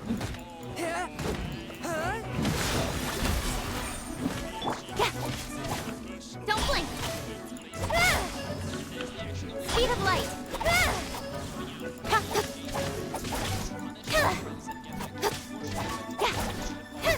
He's getting a lot of plates off the back of this, and you can see with the chakrams he just melts through this tower. Big early advantage gained for PSG. Once again, they go out to an early lead, and we have seen already how solid they could be from this sort of position, how clinical they can be, Vedius. Against JDG, all it took was 2 kills in the early game, and JDG just couldn't fight against the Dragon stack that came out from PSG. Once again, they got an early Drake. They have a exploration comp. They have a 28 CS lead on their AD carry as well, Vedius. My fighting comp is still the fire. 28 CS lead on I'll take care of it! Everything going well for the solo laners of PSG. And sure, Hanabi, while it may be a little bit behind in farm, it doesn't really matter on the Ornn. Just what will we come across this time? Relevant in terms of XP. Time for some training? Valuable. And notice that Kaiwing is hovering around. Potential cross-map play. Going to be denied, even though Rogue are not looking for it. There is no real option for them. Something's come up. Good stuff from PSG. Really turning it on today. I think that they gave Damwon a pretty competitive game as well. And as much as you can give Damwon a competitive game right now. Sure, that's definitely true. But yeah, there is we do, unfortunately, because of how difficult it was always going to be. Going 0-3 in the very first week was always going to be a tough mountain to climb. But good to see that they can still compete and kind of show up here. Ooh, Ooh, you're taking me out? This world is full of unsolved mysteries. PSG suffered the wrath perhaps Just sharpen my spear. of getting second in their region. Something's come up. I think it's also very important as well because when we look about the context of the PCS, obviously like they haven't had the strongest tournament, but when we look at how PSG did, the fact that they did have subs, the fact that they dominated the playing stage, I think that coming into week 2 and the fact that even in week 1 there were kind of glimmers of hope. Leave it to me. Like they demonstrated that as Come on, enough for crap. Fascinating. Let's go. World Championship, there's definitely still more opportunities in the future with some of the talent they have on this roster. I think that, you know, we've already highlighted Tank, but I think he continues to have dominant performance on this Syndra, and I'm going to continue watching him throughout the rest of this game because 12 minutes in, 120 farm, very close to completing that, what is likely to be Luden's Echo first item. And yeah, PSG continuing to look dominant as they secure their second Drake of the game. It's a Mountain Soul. Of course, the shield helping you out, and all will be very happy to get all of that extra armor and magic. Sister Toad was used here in the top lane. That gold's going to be funneled into Hun Summer. But meanwhile, PSG are all just pushing in at the bottom lane. You can see Unified and Hanabi are actually teamed up as Hun Summer gets the bonk and gets the plate. And Unified will be trying to match that in. Proxy farming, cosplaying is singed just a little bit. He should just be able to get back to this wave. And Finn may have overstayed a little bit here, perhaps thinking that Hanabi has left. Force my foot. Search now going to try and turn it back on Dawn. Dives in, and there's a Legion Fisher as well, but there's already 4 members of PSG here. They try and turn it back around. Finn already down. PSG. Wait, he just got me. They just had the numbers advantage, even with the teleport from Larson. It was not enough damage to be able to turn that fight in their favor. They came very close. A lot of summoner spells were used. You can see a number of flashes burn on the side of PSG, but they end up finding their pick. The question is, will they be able to convert it into a tower? Because Han Summer was able to get a number of plates up towards the top side of the map. Inspired has been counter-jungling a lot, and this looks like Vander may have been caught out. Just feel so sorry for the support in this situation. River was lying in wait. Vander has to use his flash to get away. And nowhere is safe anymore for Rogue. Even their own blue buff is not secure. In adventuring, as in business, you always have to... Larson tries to come across to steal this, but River will be able to secure it even without using his smite. That's why it's going to be exactly the same on the other side of the map. A bit of a cross map as Unified will secure his team for the first tower of the game. Getting closer and closer to the edge. Very impressed with what PSG has been showing as Rogue. Struggling. Hey! The group stage on a high note. Themselves their second win of the group stages. Of course, the first Worlds appearance. I don't have any Earth characters. Experience and kind of grow from this. We've seen many teams do it. 2017, 2018. We've seen it from Damwon as well. 2019 towards 2020. And for a lot of young players, the World's experience is extremely valuable. I think it really helps kind of quantify the gap between you and many of the other top teams internationally. And it also gives you a direction and a goal to work towards, which I think is valuable inspiration.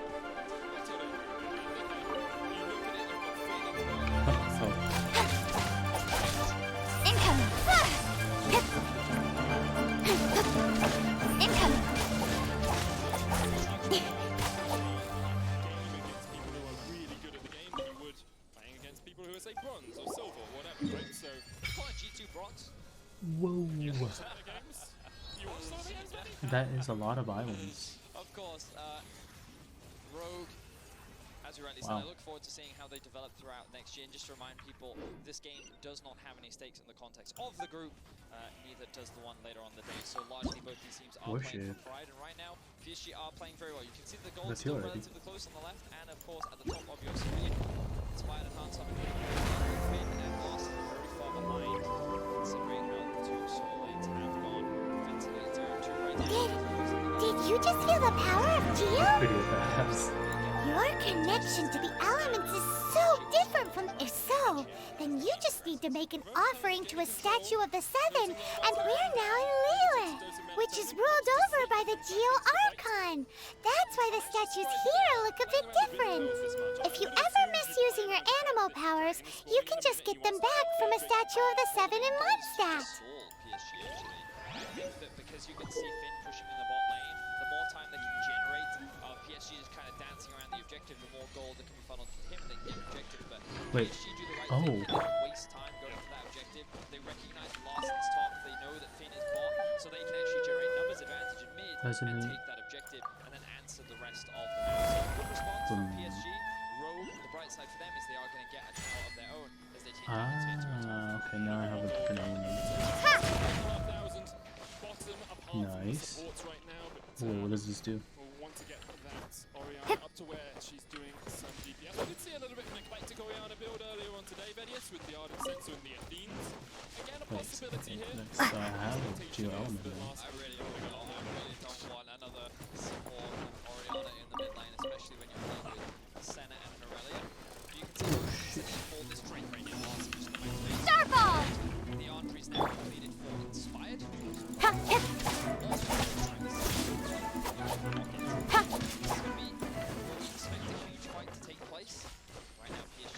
This thing lasts for a long time. I like it. Drop! This tower, the dragon has been started up by Rogue. We'll draw attention to the fact there's miles on the threshold. I can build like Drop! I can build like a wall with this. River to try and burst this one down. Ultima comes out from the Aphelios. Reset on the dragon, secured by Unified, third of the game for PSG. And Rogue just weren't able to find an engage. It's just awkward for Rogue. They just kind of got pushed away from the objective because their actual ability to team fight is not that strong. They don't have a way to actually start the fight off. We talked about this in the draft. Like, they can mitigate Hanabi's ability to engage, but outside of that, there's no real way outside of like a good flank, which they were completely denied. So of course, PSG, after taking the Drake and then moving into mid lane, they have easy access to this tier 3, and kind of Rogue is being run around the map. Yes! Gonna get a tier 1. Tier 2. 8,000 gold lead for PSG, and they are looking Whoa!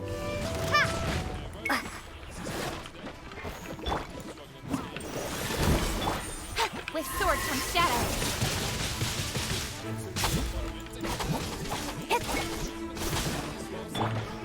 From whence you came!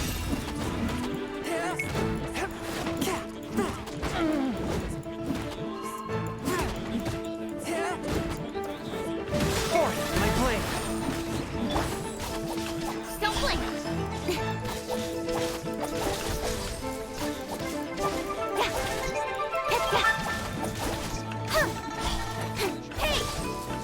Speed of light!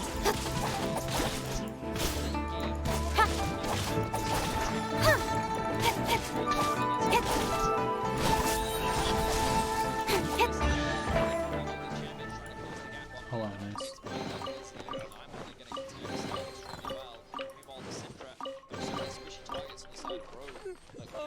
Help! To try and mitigate some of the damage that's likely going to come out from Unified, because that will be his target. That leaves him open to potential CC. Of course, usually in the mood to run a lot of tasks to try and mitigate some of that, but either way, Finn, it's going to be a difficult fight again as now. Vanguard's edge is going to connect. A call to the Forge God comes out, but Omni, I'm not sure who you're praying to right now.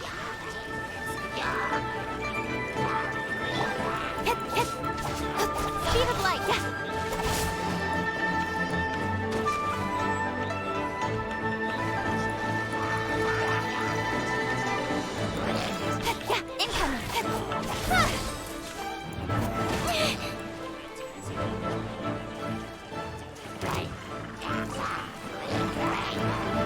I just got him down. A Gatling gun of damage to the Aphelios. Speed of light!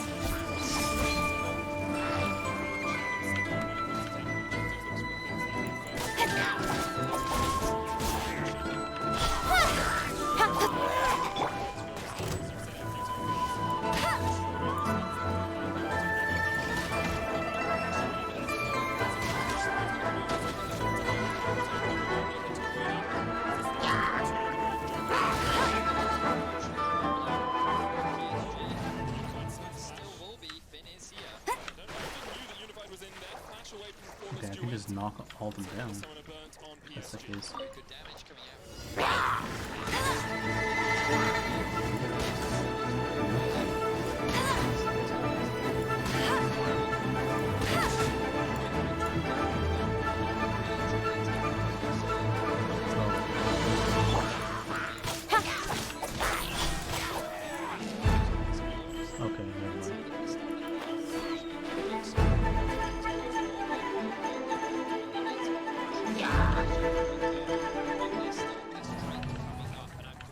I just had to teleport from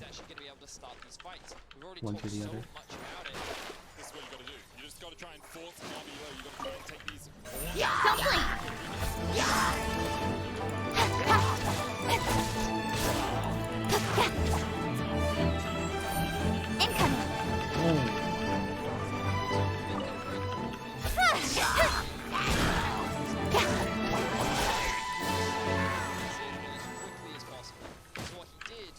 Incoming! Nowhere to hide. Nice. That was close. Really is where all the damage comes out from. That's how you synergize the Blade of the Ruined King with the passive. And he really stacked that extremely fast, and then he was able to keep going on for the extended trade. Of course, And gave me like nothing. if he'd been given the opportunity to commit, then he would have gone. Speed of light!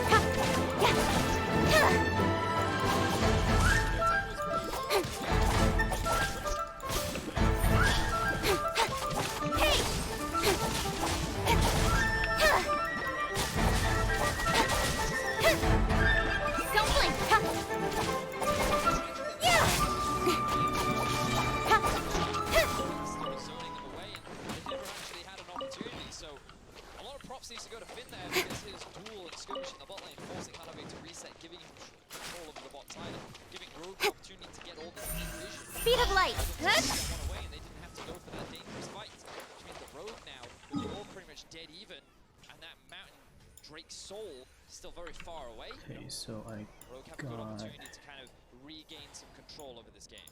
This one? As you say, only about 200 gold between the two teams, and let's have a look at where we are in terms of items on the Rogue side. Leandri's complete, alongside the Runic Echoes for Inspired, Blade of the Ruined King, and the Black Cleaver for Finn. Actually looks like he's going for a Wit's End third here on the Aurelia. Negative Poke in his inventory, and there's two items on Hansama as well. That Black Cleaver will get stacked up incredibly quickly to a Senna. You get 6 stacks in an auto combination. And then Emune on its way to Starball!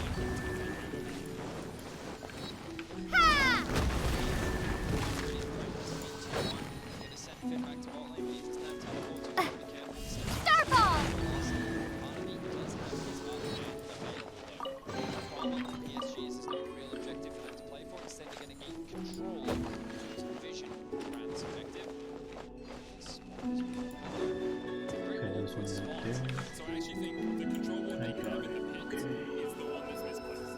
Because it should be further out towards the center of the map. Good spot there, best spot out.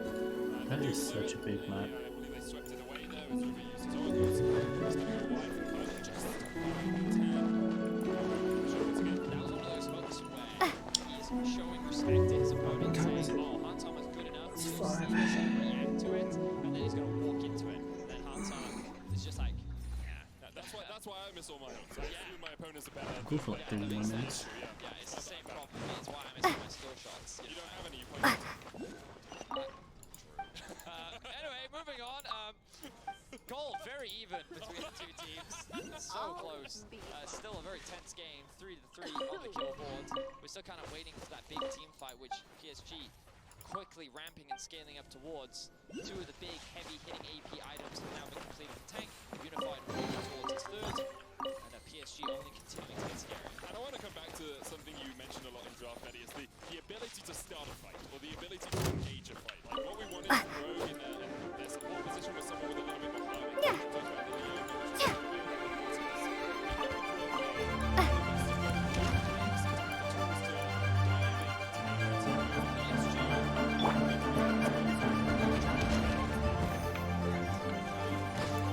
What the hell is this? Dinosaur?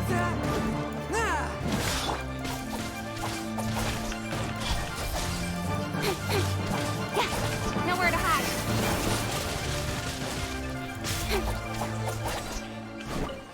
He's only really sitting on one as well, which means that if he does dive onto Unified in the fight, he's going to melt it unless there's good follow-up. Now, of course, the bright side is Aurelia's going to try and dive on top of the Shockwave to follow. Poised and ready to fight. The Molten Edge upgrade has come for Unified.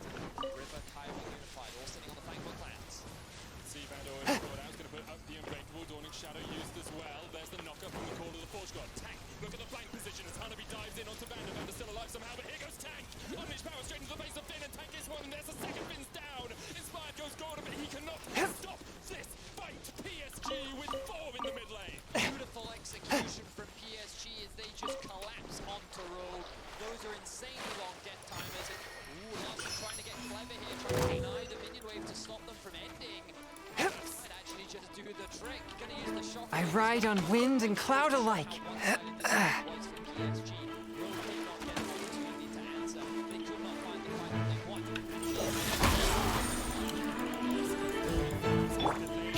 Don't blink!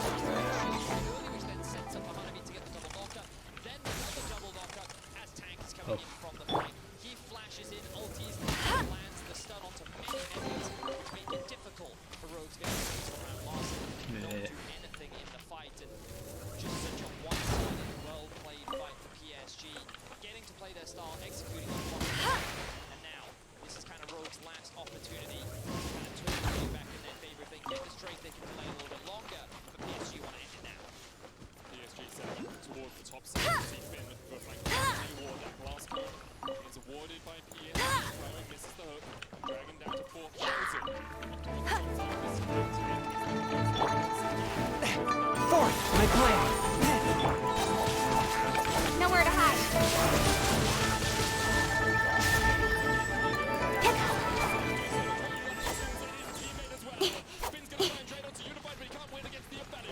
No one has died as of yet, but Rogue have definitely lost this fight. Been trying to heal up off the drugs, and PSG are still on the chase. Hanabi has the call to the Forge God. Finn has nowhere to go. He's going to try and TP out the Calibrum.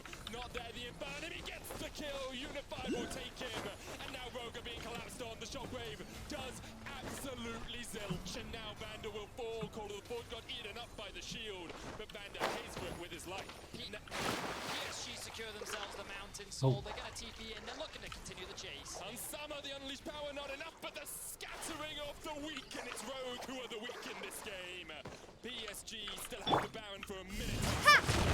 They could look to close. They're looking to break into the base, and Rogue have just crumbled. They could not find any good fight, and PSG have only continued. Yeah, it feels so big win right now. Excellent execution in every single fight, and Rogue looking to go 0-3 on the day, whereas redemption as PSG and Rogue close out Worlds 2020.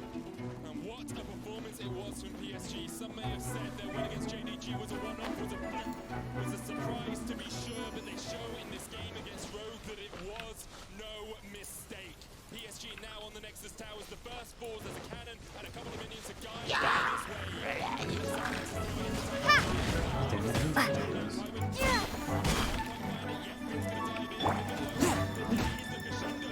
Fourth, my plan!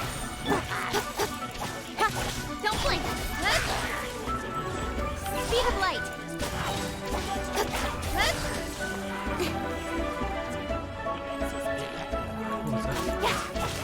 Speed of tape!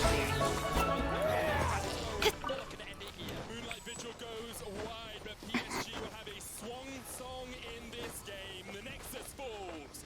PSG take down Rogue. A great end for PSG's bittersweet performance here at Worlds. Taking down JDG and Rogue is definitely... Speed of light!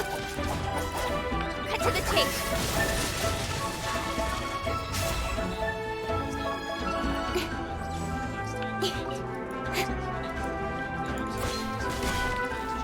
This time around, PSG got to play their style. They got an early advantage. They maintained control. They took their time. They made them stronger in the team fights. They found some fantastic ones. Beautifully played from the side of PSG. And I think they can leave feeling at least a little better. That's been a great game. Definitely, especially with all the substitutions they've had to make. The course of the world, PSG should have their heads held high. And so, in my opinion, should Rogue. 3 rookies to the world stage in one of the toughest groups, perhaps the toughest group to make it into the top 2. Still put on a good showing. Come back to Europe with a lot of learnings for next year. That looks like a new robot enemy. Obviously, always a frustrating ending tournament on 0-3 performance, but that is the nature of Worlds. Every team is always going to be a challenge. And huge props to PSG. They denied JDG that first lead. Imagine if JDG now end up going up against the likes of Tom Sports, Sune, it could all be very difficult for them. So Incoming! But when we return, it's the clash between the two pre-tournament favorites as JDG aim to get their revenge against Damwon. Don't you miss it. Incoming!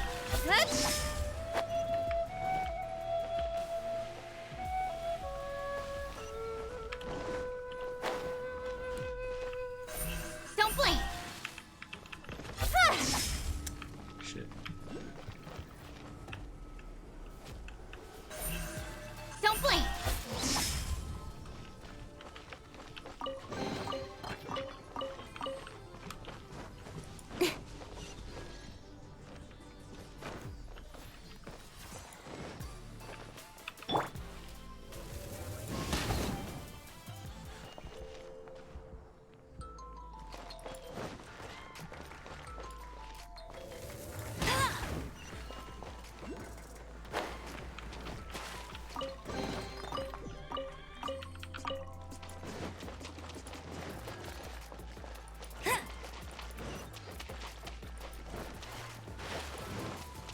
No escape!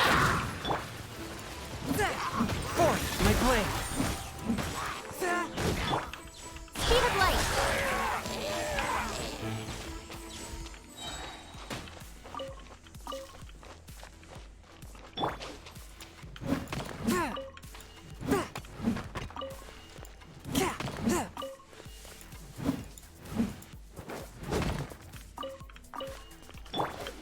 Jade. Don't blink!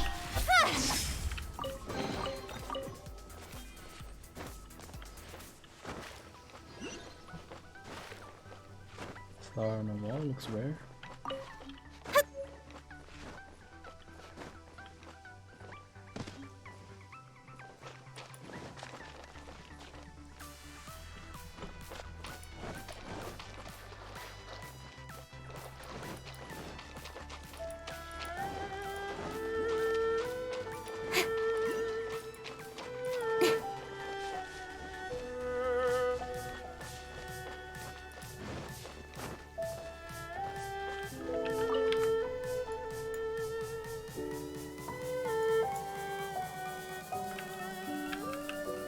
Incoming!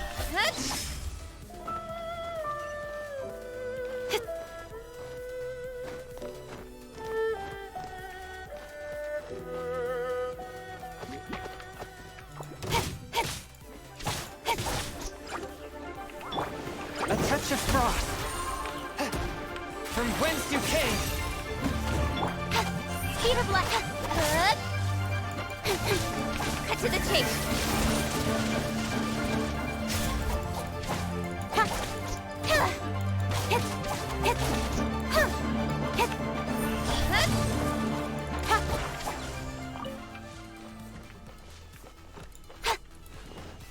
Start.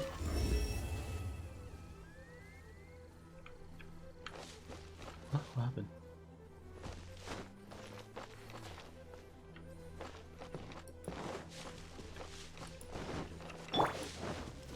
A touch of frost. Speed of light!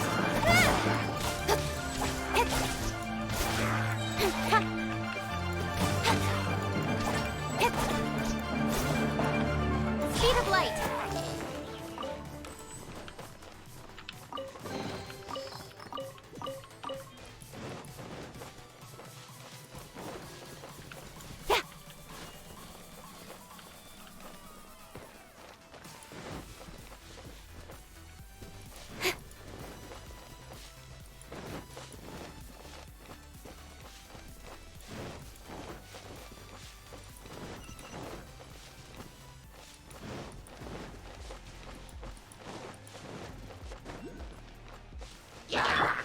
A touch of frost. Incoming! Cut to the chase! You will face JD Gaming once again at the end of the day. Is there any extra information you've been able to gather about the team that will help you defeat them again? 네, 이제 오늘 마지막에는 JDG를 또 한 번 예정인데 JDG에 대해서 조금 더 추가적으로 얻은 정보 같은 게 있을까요? 한 번 더 이기기 위해서? 일단은 좀 좀 이제 다양한 이제 저희랑 경기하고 나서 이제 뭐 JDG가 좀 더 다양한 조합이나 이런 걸 좀 한다는 걸 알았고 오늘도 이제 두 경기 좋아하잖아요. 그 경기도 좀 더 보면서 이제 정보를 좀 하려고 합니다. So after our game, we realized that JDG were trying a lot of different comps. So, and we also have 2 more games to watch from JDG. So we will prepare based on the information combined. Yeah, you will have a lot of time to be ready here, but focusing a bit more on the matchups. We know how important the jungle can be, and especially the relationship between jungle and top laner. So when you look at Zoom and Kanavi as players, how do you think their style will clash against your jungle top duo here again? 네, 그리고 사실 또 여쭤보고 싶은 게 또 정글 탑이 같이 움직이는 거, 움직임도 정말 중요하잖아요. 그래서 줌과 카나비랑 너구리와 캐년이 어떤 식으로 좀 대결을 펼칠까요? 일단 좀 카나비 선수가 되게 인상적이었던 게 사일러스 정글이었는데도 불구하고 이제 초반에 좀 팀원과 좀 바텀 판테온이었는데 그 픽을 정말 잘 이용해서 에코랑 판테온으로 돌아다니면서 킬을 따고 이런 날카로운 모습이 되게 인상적이었거든요. 그런 모습을 보면은 저도 이제 빈틈을 좀 덜 줘야겠다라고 생각을 하게 되고 사실 탑 정글 듀오 간의 이제 그런 호흡이 되게 중요한데 오늘 경기 첫 경기에서 뭔가 생각보다 좀 아쉬웠던 그런 거는 더 보완해야 될 것 같습니다. So I was really impressed by Kanavi in his last game because he was playing Sylas, but even though he was playing Sylas, he was moving really proactively with his teammates Pantheon and Echo in the early game. So I was really impressed that he made so many kills in the early game phase. And also today with me and Kenyon, our teamwork was a little bit off and disappointing. So we also have to work on those because top and jungle synergy is so important. It is super important indeed. And Nogori, I remember the last time we talked, you told me that you had a lot to improve on with Damwon Gaming here at Worlds. So is there anything you have been able to work on to be ready today? 저번 인터뷰에서 그래도 담원 역시 많이 발전해야 된다라고 하셨잖아요. 그러면 조금 발전한 부분이 있는지. 초반 단계에서 좀 실수가 되게 많았어가지고 그걸 좀 보완하려 했는데 오늘도 좀 Rune Hunter. 아쉬운 부분이 좀 나와가지고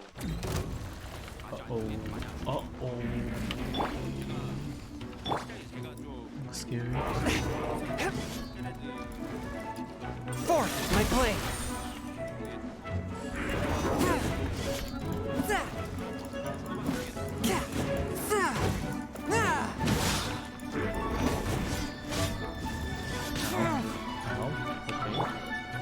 Speed of light. Got lucky that time. Submit for judgment. Incoming. Nowhere to hide.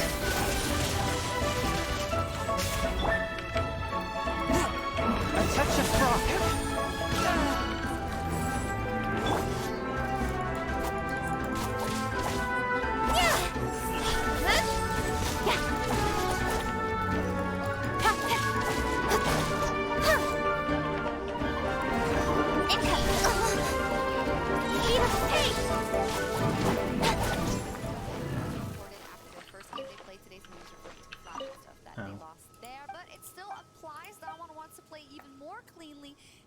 Seen. Now, this was supposed to be it. The pièce de résistance, the big game. Damwon versus JDG for #1 in the group. But JDG, they dropped the ball for us.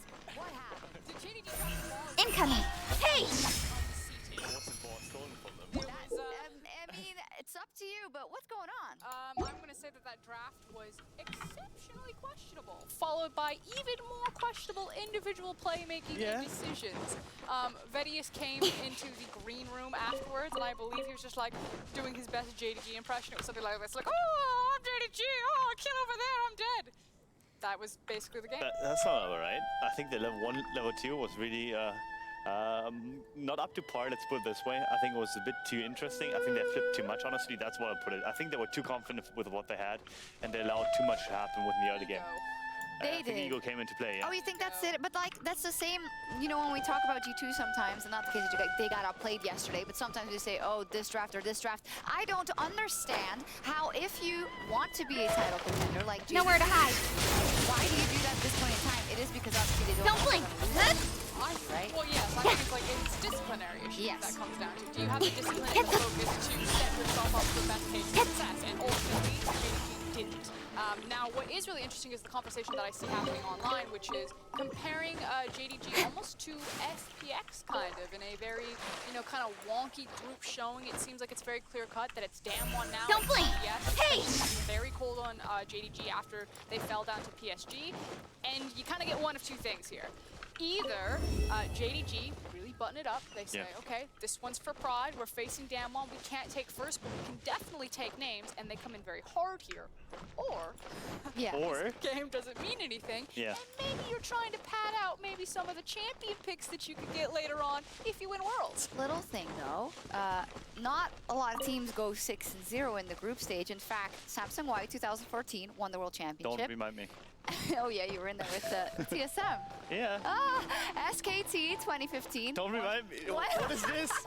Were you in that group too? I'm just getting bullied because I got executed by both of them. I swear I didn't Yeah, put sure. that. I would So say the anyway, same thing, 2015 SKT won the World Championship. 2017 Hongju did not win the World Championship. Got knocked out in the quarterfinals. That happened to Damwon last year, so hopefully that doesn't happen again. Yes, by Samsung indeed. But it is something that I think you want to achieve. So I know it sounds like we're trying to make something happen here, but no matter what, this is still a game you get on stage versus a team that you may see later in the tournament, right? So something should be of value here. Amazing. The most important part is to not show any weakness right now. I think that's what I would go for as Damwon. Either you literally just like try something completely new that is like that you wouldn't ever play on stage and you completely go away from your strategies, or you legitimately show no weakness whatsoever. You play this clean out and go for 6-0. I think for them I'll go for it because any team that has put it already that has gone 6-0 in the group stage has won the Worlds basically. So I think that in itself is an achievement. So going 6-0 also creates this mindset for the other teams. Hey, we can't beat them. We have nothing to go off of, and I think that is something that is really good for the best of 5 system. And then for JDG, I know how brutal the LPL community can be, Frosker, and they're definitely going to expect JDG to at least put up a fight here. I mean, the damage is done. They lost to the PCS.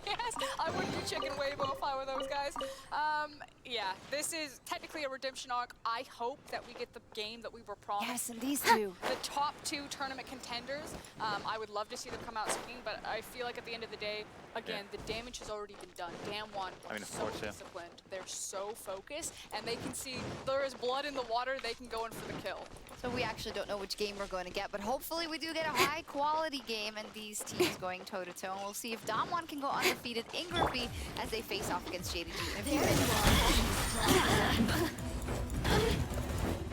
Submit for judgment. Don't blink.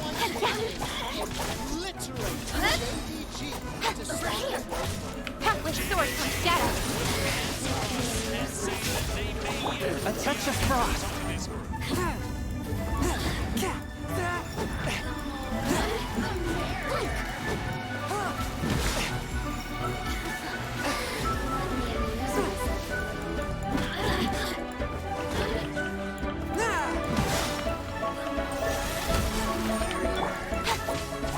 Speed of light. Shine.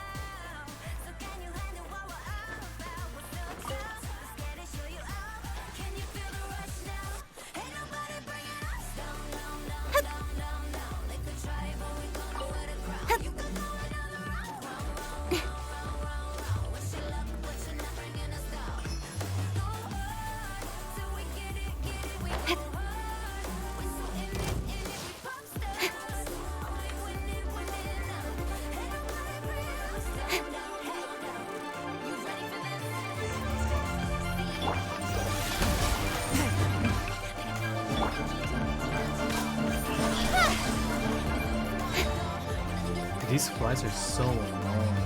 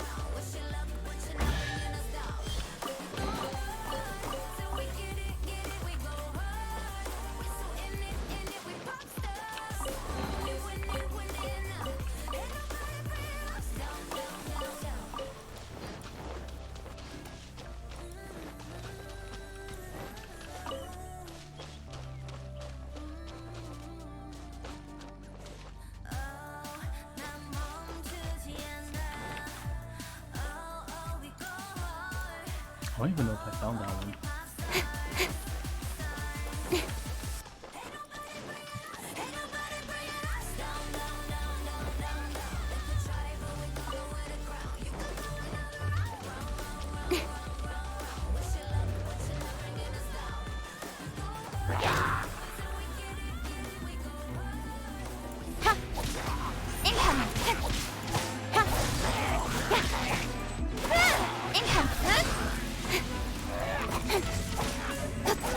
And welcome back to World last game.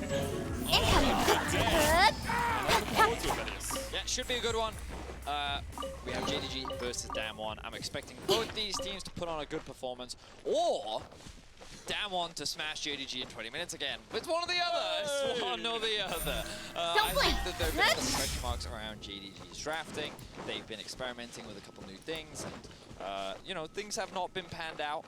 And I think that we've seen now the way in which they've lost is when they've really struggled in the early game, is when they fell behind. So, Damwon, I wouldn't be surprised if they went for a composition aimed at trying to get those advantages in the early game. Of course, now JDG going to be on the red side. Let's see how they stack up with the Kali ban already coming through. Yeah, Akali getting removed. Expected to see things like the Nidalee get taken away. Maybe the Ornn is left open because we've already seen that Noguri is so strong in that side lane. But Zoom's also shown up on a few carries himself. So that top lane is a key point to watch, in my opinion. As we've said before, this is a battle for not too much. Both these teams qualified for the quarterfinals. Nothing. Yeah, so it's a show match. It's not even a pick'ems match because they've already first and second. Damwon already has first spot. JDG has second. But I'll give you some steaks if you want some steaks, Vidius. You can grill them up. You can put them on your barbecue. You can have them well done if you want, but that's bad. Steaks. Only 3 teams have ever gone 6-0 in the group stage. Guess which region all those teams are from? Is it the LCK? It's the LCK, of course it is. SKT in 2015, Samsung White in 2014, and Longzhu in 2017. 2 of those teams won the World Championship. 1 of those teams lost to the winners of the World Championship. So, okay, so what you're saying is Damwon looking quite good to win the World Championship. I'm saying if they go 6-0, it would be the 4th time it's happened, and twice they went 6-0 as well. Cut to the chase. 66% chance to win the World Championship if they win this game. And what if Tom also loses? They also have a 66% chance to win the World Championship. One of them's got to lose. Never bad. So, that's also really good info for anyone trying to make predictions. One with my play. Very play. Statistically, it's highly unlikely that another team would go 6-0. Don't blink. Just saying, here's through the bands, man. Sword from shadow. Charlie Pantheon and Nidalee bans away from JDG, Lucian, Caitlyn, and Benetton removed by Damwon Gaming. And Vedius, we have a first thing. Yes, nice. I like this for Zoom. I think that after, you know, during the last game, I was like, they could pick Camille. Even in the game, after they picked Kale, I was like, can pick Kale. I think that Camille is just a really good pick for Zoom, and it's something he's exceptionally comfortable on. His team fighting is fantastic. It's a pure joy to watch, so no real surprise that he's going to lock that one in. He's quite happy to play it into anything. We saw him run teleporting. Spin. Oh, that was spin. Force my fault. Teleporting into the clear. Nobody else on lanes are just very accustomed to playing it. Nowhere to hide. So, second raised on the inside. And it wouldn't surprise me if he also did so. It's the first time time we've seen set picked up by Damwon Gaming. We haven't seen it up in any roles so far. Could, of course, be flex to support for Beryl. Could be a matchup into the Camille in the top lane. Yagao is going to get his Twisted Fate. He is very, very good at that champion, and we saw Showmaker have a pop-off performance on it earlier today. JDG will go with the jungle role. One of the issues that they do have is if they go for the Lilia here, it may be difficult for them to be able to actually set up invades and threaten the enemy jungle. But it looks like that they're sticking with it for the time being. Of course, she is still very strong on this matchup, but now JDG, they need engage. So, something we already talked about last game, things like Leona, things like Norless, fit very nicely into compositions like this. I'm just going to say Ornn's available. Like, Ornn is up. Yeah, but you wouldn't pick Ornn if you're JDG in this situation. Damwon still have a lot of room and direction to go with that comp. Oh, I thought you were talking about Damwon. Sorry, that's my mistake. That's my mistake. Yeah, I'm looking from the context of JDG right now. I think Damwon should look to ban supports now. I would actually ban away Lumao's Bard, and I would ban away his Leona. They're two of his best champions, in my opinion, and I think that giving him the freedom to roam around the map and basically like set up fights whenever JDG won is a very dangerous thing to do. So I agree with that. I think the Ezreal ban against Loken makes sense. If you're trying to catch out an AD carry, removing the Ezreal from that pool of AD carries who are available, who has his own dash, his own ability to escape a fight, makes sense, but I would love to see a Bard ban on top of that Ezreal. And JDG actually giving Damwon a helping hand here as they take away Beryl's Leona. Okay, but JDG should assume that that set is in support. Unless they think Noguri is going to play it into the Camille, which he might, but I would try and save, if I'm Damwon, obviously you want to try and save that flexibility to the very end, which is why I would imagine Damwon is banning out AD carries right now because their thought process is, well, we have to lock in our AD here, so let's mitigate what options Loken has. This suggests to me that Ghost right now is thinking about the Ashe, which means that you then kind of force Loken onto something like the Jhin, which is often made into the comfort. It just surprises me that JDG would need the team to actually ban away the Leona themselves. But I think we talk so much about engage. It could mean that they're thinking about something like Norless, and because they're afraid of Noguri playing the set in the top lane, then if they lock in Norless, then the and the other option is you play something like the promise of you engage just sped up. JDG? Yeah, for JDG. No, I would hate that. I think that would be really bad. Because I think that you then lack the front line, you then can't face shake anything, and your ability to play around objectives. Like, it's already pretty hard. Like, you do have Twisted Fate Ultimate, which of course is valuable, but I really think you need a form of front line in the current meta to be able to actually, like, considering how important Drake is, you need something that can just, like, be the first to enter, so that they can, like, you know, be privy to any potential engages or collapses or whatever. Now, I wouldn't be surprised to see the Jhin come out from JDG, because I think that is something that Loken has. Ooh, I also actually really like the Misfortune into Kalista. I think her E is really effective at like mitigating some of the big strengths that Kalista can have, and it actually gives you a lot of power in the early 2 versus 2. And I think Norless will come through here. I mean, Nautilus makes a lot of sense. You lock someone up in the middle of the bullet time, you have the follow-up gold card, you've got the Hexagonematum to dive on them as well. It just gives you that little bit extra initiation CC, and then you have all of this follow-up crowd control from the rest of JDG. Rakan does a similar job, but we did mention the Bard as a possible ban, and JDG seems to be very happy to give that to Lumao. Okay, so I'll talk a little bit more about the entire comp once we get closer to game, because like there's a lot of elements to it. The one thing that I will say is that you have Yagao on a roaming mid lane champion that he's very effective at. You have Zune on a comfort pick in the context of Camille, and I think that he can also have a very strong performance on that. You have Lumao, again, on one of his most strongest performing champions in the form of Bard. So at least in the context of individual performers, JDG have a lot of comfort across the board. Damwon now, they are in fact going to put the set in the top lane. And I'm all for work-life balance, but I think this is pushing it.